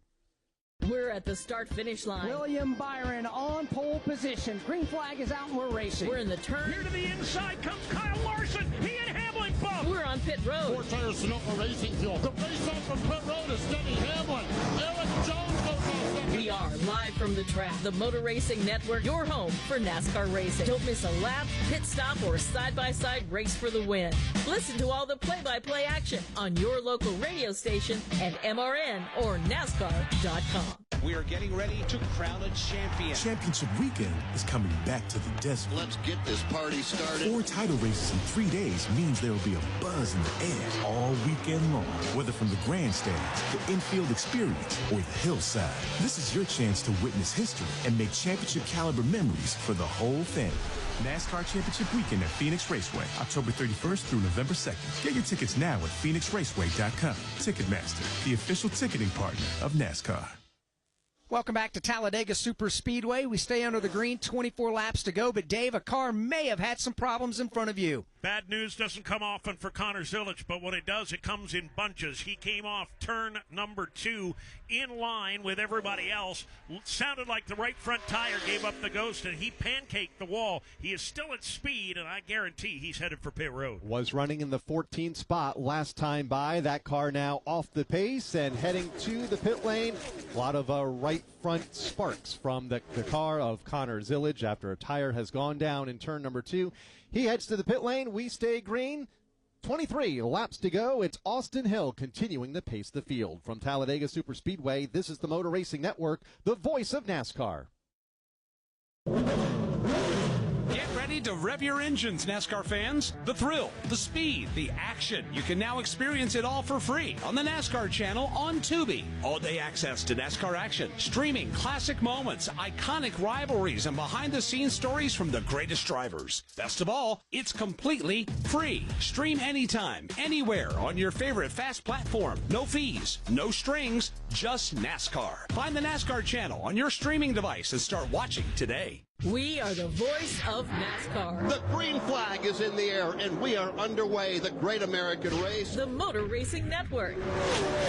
NASCAR Cup, Xfinity, and Craftsman Truck Series Racing live on your hometown radio station and MRN or NASCAR.com. Martinsville, Talladega, the Chicago Street Course. We have the side-by-side action and last lap passes for the win. Photo finishes. Ryan Blaney will win. The voice of NASCAR, the Motor Racing Network.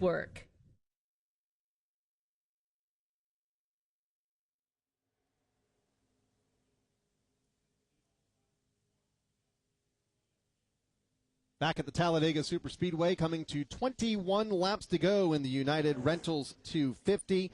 Austin Hill continuing to show the way. Single file throughout much of the field. The only driver out of line right now, Nick Sanchez, and trying to get some help from Brennan Poole deeper in the pack. But for the most part, everybody else in the high line.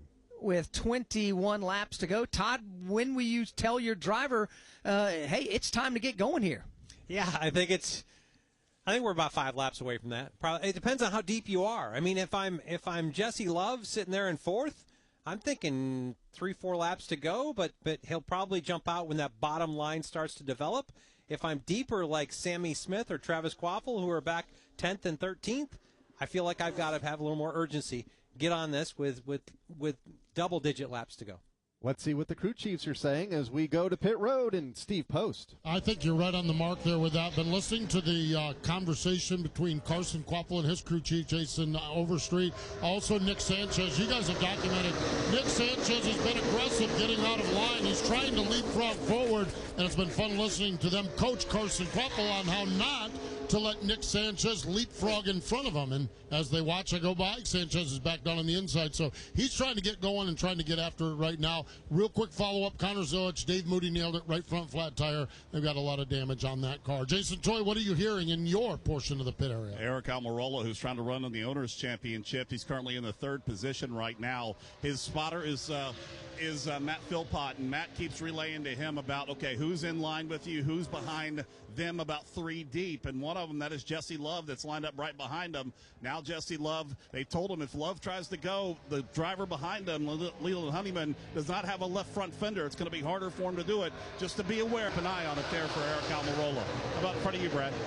Well, Jesse Love is wanting to go, and he's wanting to go pretty bad. It looks like Sammy Smith had dropped to the bottom and was trying to take a line there. But Love said, do not let me not get to the bottom first. He wanted to be the first one down there, and he's making some moves, leapfrogging cars right now.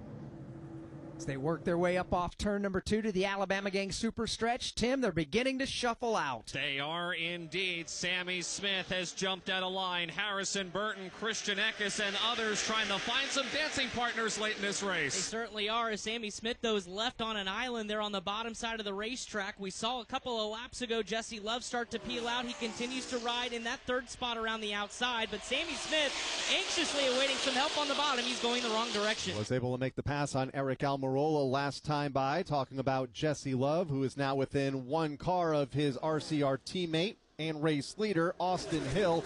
Justin Allgaier between them as they remain single file through the top 10. Front 10 remain, as you said, single file. The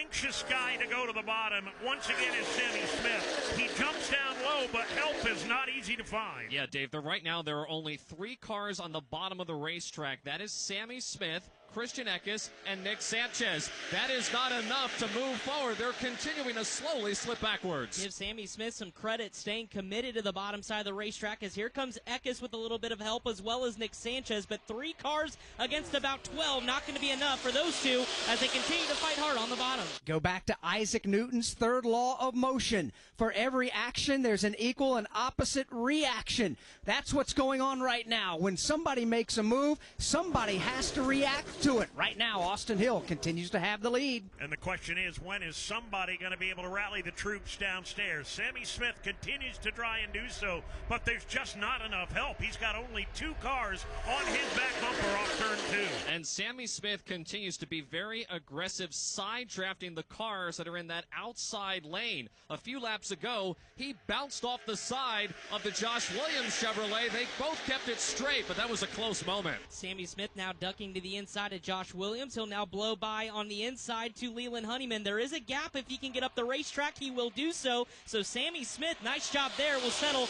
outside, actually in the 5th spot. We had some drafting help from Christian Eckes, who is now the only car on the bottom of the racetrack, at least among the top half dozen or so, and he'll fade toward the tail end of the lead pack.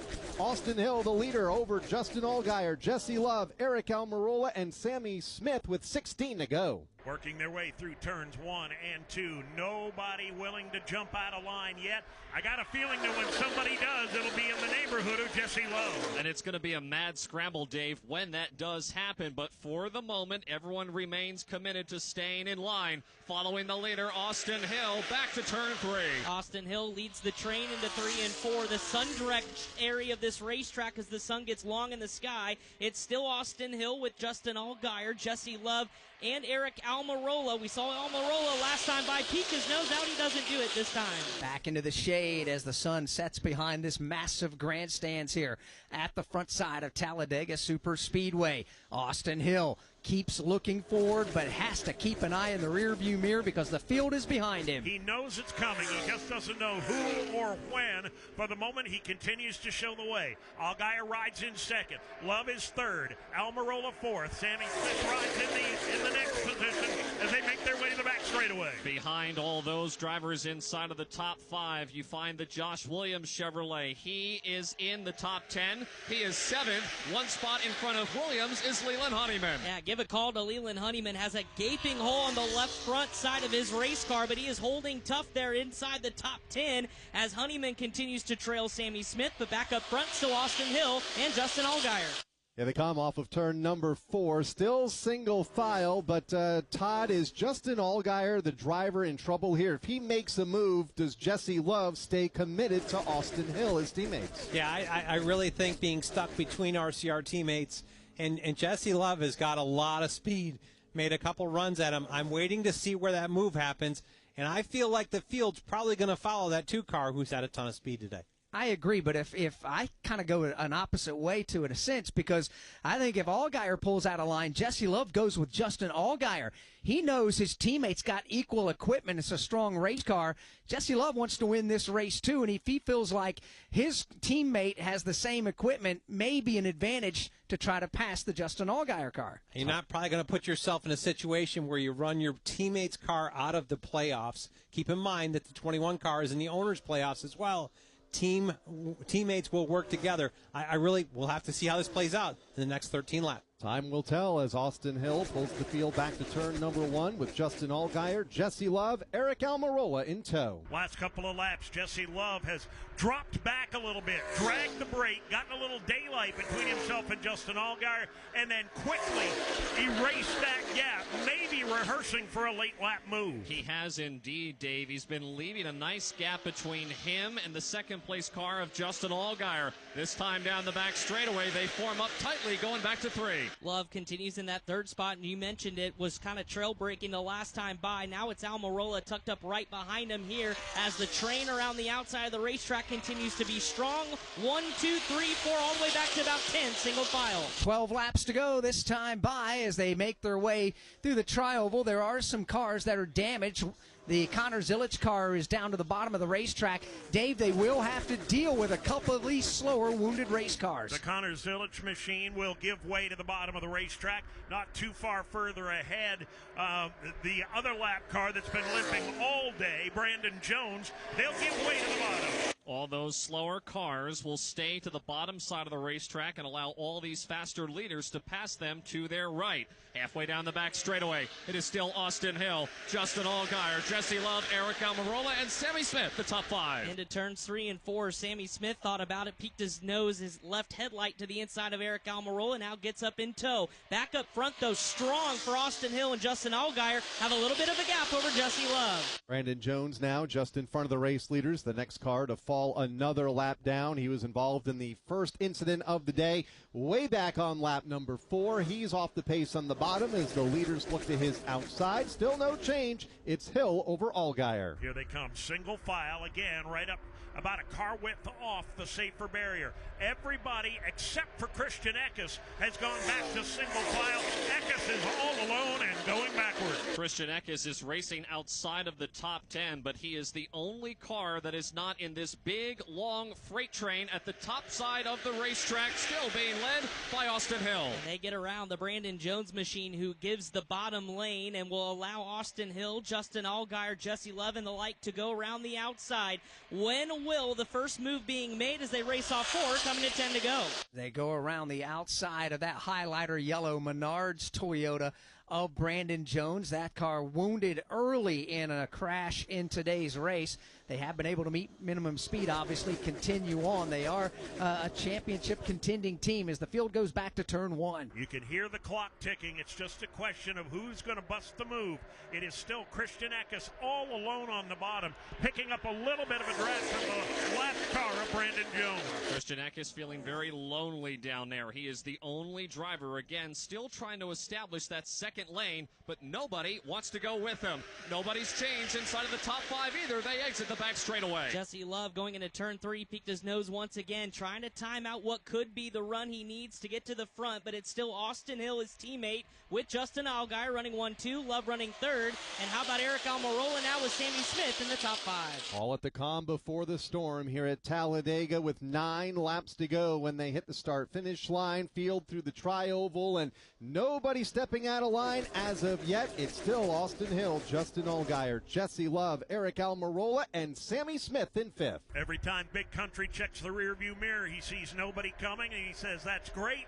For another minute at least, down the back straightaway, it's Austin Hill with the point. Now there is one car that to the bottom side of the racetrack and picks up the Christian Eckes Chevrolet. That is Nick Sanchez. Sanchez has been one of those few drivers that has been testing the waters the last several laps, but they still need more help. And he needs a little bit more because Eckes isn't quite to the rear bumper, as now Jeb Burton pulls down to the middle lane. Here comes Daniel Dye that also thinks about it as well, so we start to have the pack break up from about 8th on back. There'll be 8 laps to go this time by Austin Hill. He is undaunted at the front of the field from those cars mid-pack trying to organize. Nick Sanchez, Christian Eckes, the lone 2 cars downstairs trying to make something happen to climb the leaderboard. Time to fly for some of those drivers back toward the tail end of the top 10. Again, Burton will drop down out of line across the nose of Christian Eckes and Nick Sanchez. They'll try and fight their way forward. Daniel Dye to the head of that line. Daniel Dye is down there. Christian Eckes trying to figure out if he wants to go up to the top side or stay on the bottom. Nick Sanchez also there as well. Those 3 cars pedaling for all they're worth. What was 3 is now back to 3 as Eckes opts for the bottom lane behind Nick Sanchez and Daniel Dye. But again, it's just 3 cars on the bottom. A strong freight train around the outside as Dye continues to try to lead that pack on the bottom. All the numbers are in the outside lane, led by Austin Hill. Daniel Dye trying to get back into that outside lane, but has since falling outside of the top 10 in a battle with 12th for the 12th spot with Jeb Burton. As they go back to turn number 1, Hill, Allgaier, Love, and Almirola. Top 10 all single file right now. That inside line still only 3 cars deep, not making a lot of progress, although they're not getting shuffled to the back either. When will they make the big move as they hit the Alabama Gang super stretch? Austin Hill, again the race leader. Justin Allgaier is in 2nd. Jesse Love is 3rd. Eric Almirola, Sammy Smith, and Leland Honeyman. You can feel the intensity start to build on the north end of the racetrack as the field works its way now into turn number 4. It's still Austin Hill. A couple more cars now opting for the bottom side of the racetrack with Jeb Burton trying to lead his cousin Harrison on the bottom. Back off of turn number 4, Austin Hill continuing to show the way. That jockeying for position just into the top 10. Just among a couple of cars to the inside, Jeb Burton being one of them, along with Nick Sanchez as they go back to turn 1. Here they come into turn 1 once again. No action at the front of the pack. Everybody biding their time, keeping the cards close to their vest, and that's just fine with Austin Hill. And it's got to be a false sense of security right now for Austin Hill. He is the race leader. Nobody has challenged him for the top spot for the last 20 laps. But as the laps continue to get fewer, the odds of him being challenged continue to get greater. The sands of the hourglass running thin as Austin Hill leads the field into 3 and 4. Another strong power move to the inside for Jeb Burton, trying to crack the top 5. Doesn't have a lot of help, but does have Harrison Burton and Nick Sanchez, but he'll go backwards off 4. 5 laps to go this time by. There is another lane that's trying to get organized, and that may break up just a bit. Austin Hill shows the way. Further back, Harrison Burton around the 8th place, beginning to go to the bottom of the track, Dave, but I don't think he's going to have enough help. He's done everything to mail out invitations for somebody to go to the bottom with him. Nobody is going, and they're going to go to the back of the pack.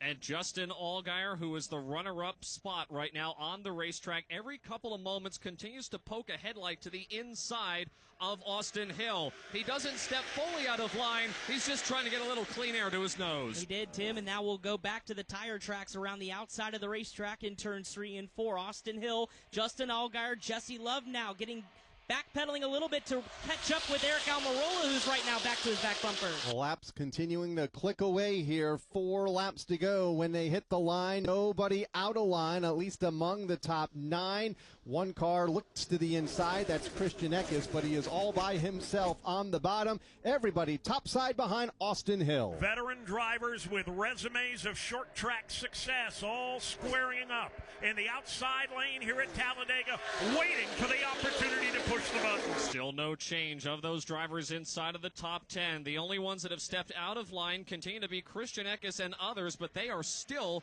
not having the cars or the help they need to go forward. The intensity meter continues to get ramped up here as we get into the closing laps at Talladega. Justin Allgaier sizing up Austin Hill this time off of turn number 4. Still Jesse Love in that 3rd spot. He's got Eric Almirola and Sammy Smith in tow. Time getting precious at Talladega. 3 laps to go. Here's Austin Hill at the front of the field, still with the safer barrier immediately to driver's right on that Bennett blue and white Chevrolet. Justin Allgaier tucked right up underneath the rear spoiler. Soon enough, somebody is going to have to light the fuse, but nothing so far in the top 10. A little further toward the back, Eckes continues to try. Also, Daniel Dye drops down, but still, they've not been able to crack the top 10.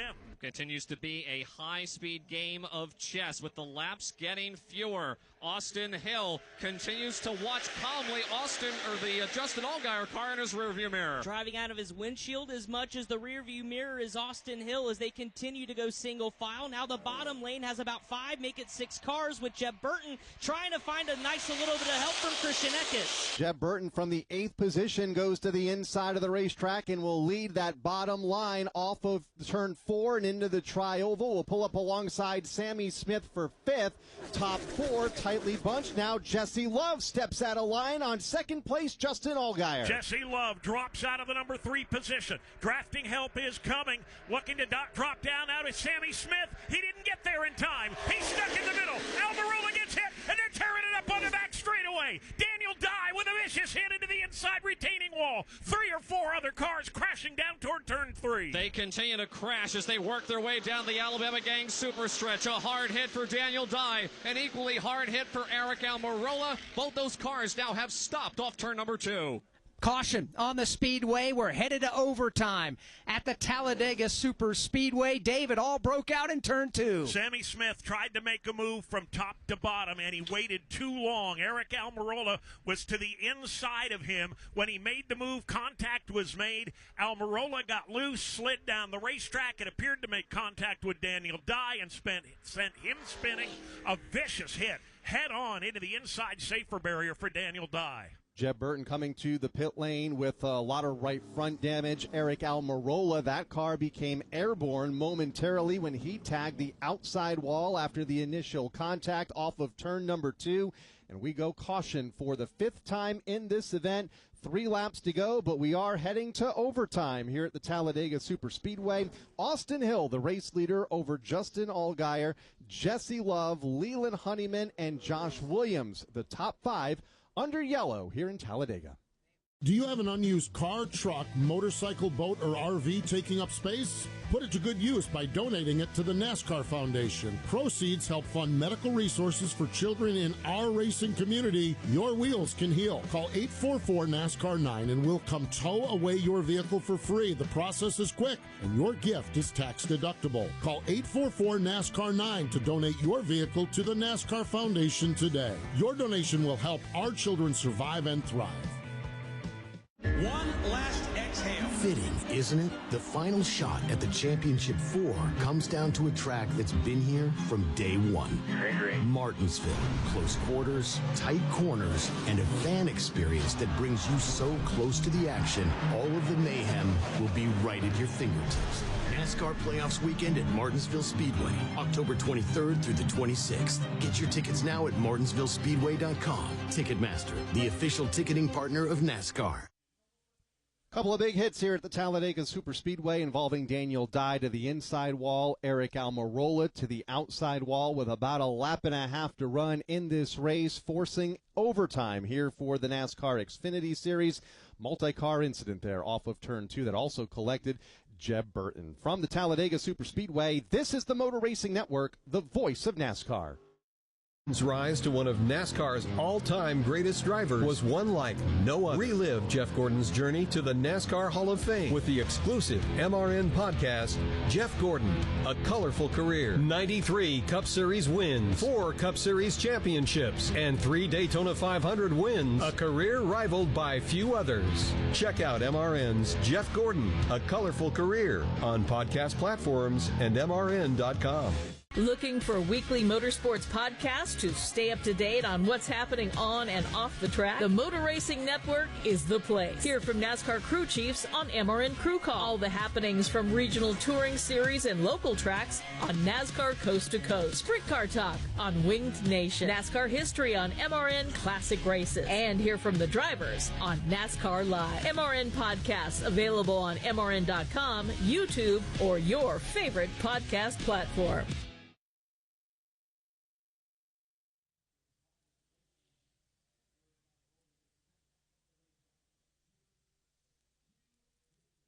Continuing under the caution flag here at the Talladega Superspeedway in the closing laps of the United Rentals 250 multi-car incident on the back straightaway. And Dave Moody, a couple of pretty vicious hits at that end of the racetrack involving some of the race leaders. Boy, that's for sure. Daniel Dye went head first into the wall. He hit so hard that the rear tires came off the ground on impact. Equally hard or maybe worse hit for Eric Almirola as he went to the outside retaining wall. Fortunately, both drivers have gotten out of the car and walked away. Hard crash over there off turn 2 to the Alabama Gang super stretch. And that begs the question, Steve Post, as we're headed to overtime, the leaders were last on pit road on lap number 53. Are they good on Sunoco fuel? Down here on Justin Allgaier's pit area, listening to the conversation, Jim Pullman, the crew chief, said, we have got 2.5 gallons worth of fuel, so you need to turn the car off when you can up on the banking, and then once we get close to getting back to green flag, it is low fuel protocols, and low fuel protocols are to make sure that you weave the car, make sure you get the car down on the flat, and get everything in the fuel pickup, which is on the right-hand side. Jim Pullman said this is the worst track probably as far as this scenario goes because of the fuel being down on the right side of the car. He also warned, he said, I am fairly confident Austin Hill and Jesse Love are probably in the same boat. They are good at this. They are veterans at this. He said there's other cars up in the top 10 that maybe haven't done it before, so you need to be conscious about who you're around when we get ready to go back to green flag racing. He mentioned specifically Austin Hill. Brad Gilley, you're monitoring Austin Hill's pit radio chatter. What are they saying on the Hill car? Yeah, Steve, I can give you actually updates on both of those RCR teammates. Austin Hill just hopped on the radio and told his crew chief, Chad Haney, my fuel pressure is reading very, very low right now. Chad Haney told him by our our calculations, you should have about 2.5 gallons, enough to get you through an overtime. Now, teammate Jesse Love, he was told by Danny Stockman Jr. to save fuel as soon as the caution came out. Jesse Love got on the radio and said, I have saved so much fuel right now, it is ridiculous. We shouldn't have anything to worry about. I've saved more fuel than I ever have before.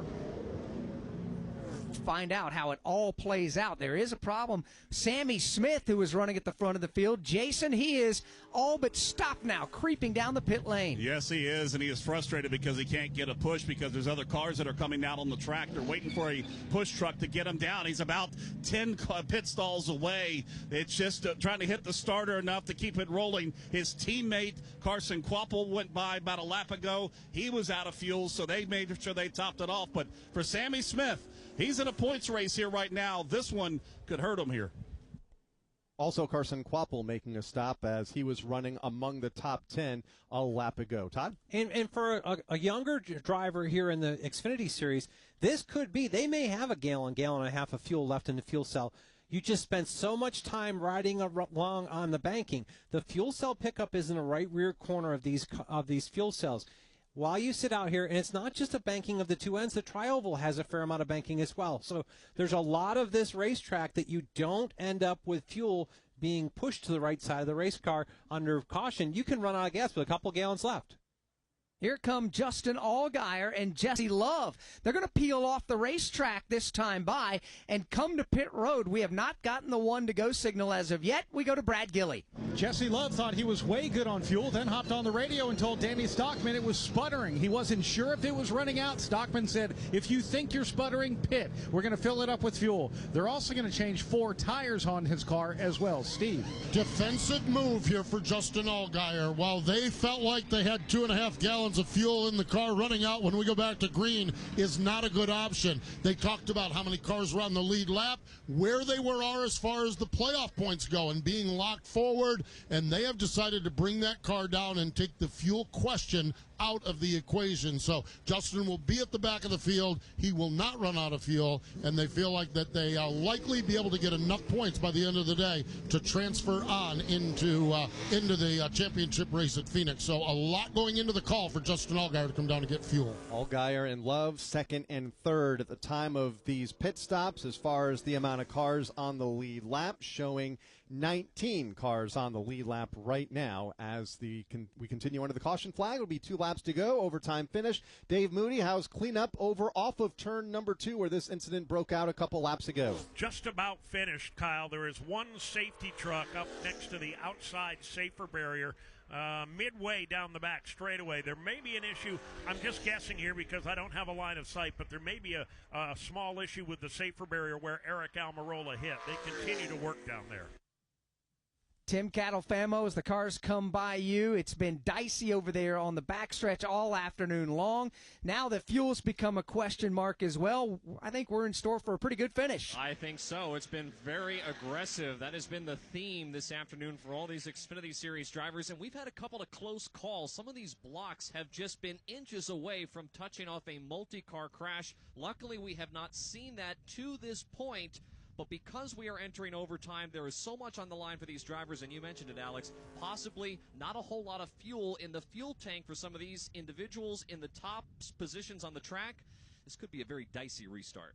And Chris Wilner, as the cars made their way by you through turns 3 and 4 a moment ago, most of the leaders were right there at the bottom of the banking on the apron. They certainly were, Kyle. Everybody, and you can even hear how quickly they were able to shut the cars off of turn number 4, doing everything they can to save fuel. Austin Hill leading that charge at the point of attack at the front of the field, but Leland Honeyman there as well as they hit the choose cone. Everybody doing what they can to save fuel, including shutting their cars off as quickly and as often as they can. So 1 to go, time to choose. Austin Hill goes to the bottom. Leland Honeyman, second to choose, will go to the bottom. Third place, Josh Williams goes topside. And if I'm choosing and I'm low on fuel, it's close, I'm taking the bottom lane. Like we see Austin Hill riding around on the apron right now, not to be up on the banking and make sure that fuel can stay loaded up to that fuel cell in the pickup. So some newer names at the front of the field here for the final 2-lap run to the finish. Not Austin Hill, who will lead the field to green with Josh Williams to his right elbow. Leland Honeyman, Christian Eckes, row 2. Row 3, Blaine Perkins and Nick Sanchez. Row 4, Kyle Sieg and Harrison Burton. And in row 5, Garrett Smithley into the top 10 for the first time today, and David Starr to his outside as we get set for the restart. For reference, Justin Allgaier, 16th. Jesse Love is 17th, and Sammy Smith is 18th. You know they have more than enough Sunoco fuel to get to the end. We don't know when that end will be because it's overtime right now. If there's a caution after the green flag comes out before the leader takes the white flag, we're going to slow them down and do it all over again. So we'll see how those three drivers elect to play this. You got to know, though, Kyle, they are going to try to barnstorm together to the front of the field. Time will be thin. There will only be 2 laps for them to try to get to the front of the field. And you said if there's another yellow, we may do it all over again. Time is also running thin. Sun is going to set here in about 24 minutes from now at the top of the hour. So we'll see if they can make it back to the white flag. We'll know in about a minute and a half from right now as the pace car is on pit road. We are set for the restart. Austin Hill has been the dominant force for much of the afternoon here at the Talladega Superspeedway in the United Rentals 250. Can he stay there for 2 more laps? Into the tri-oval they come.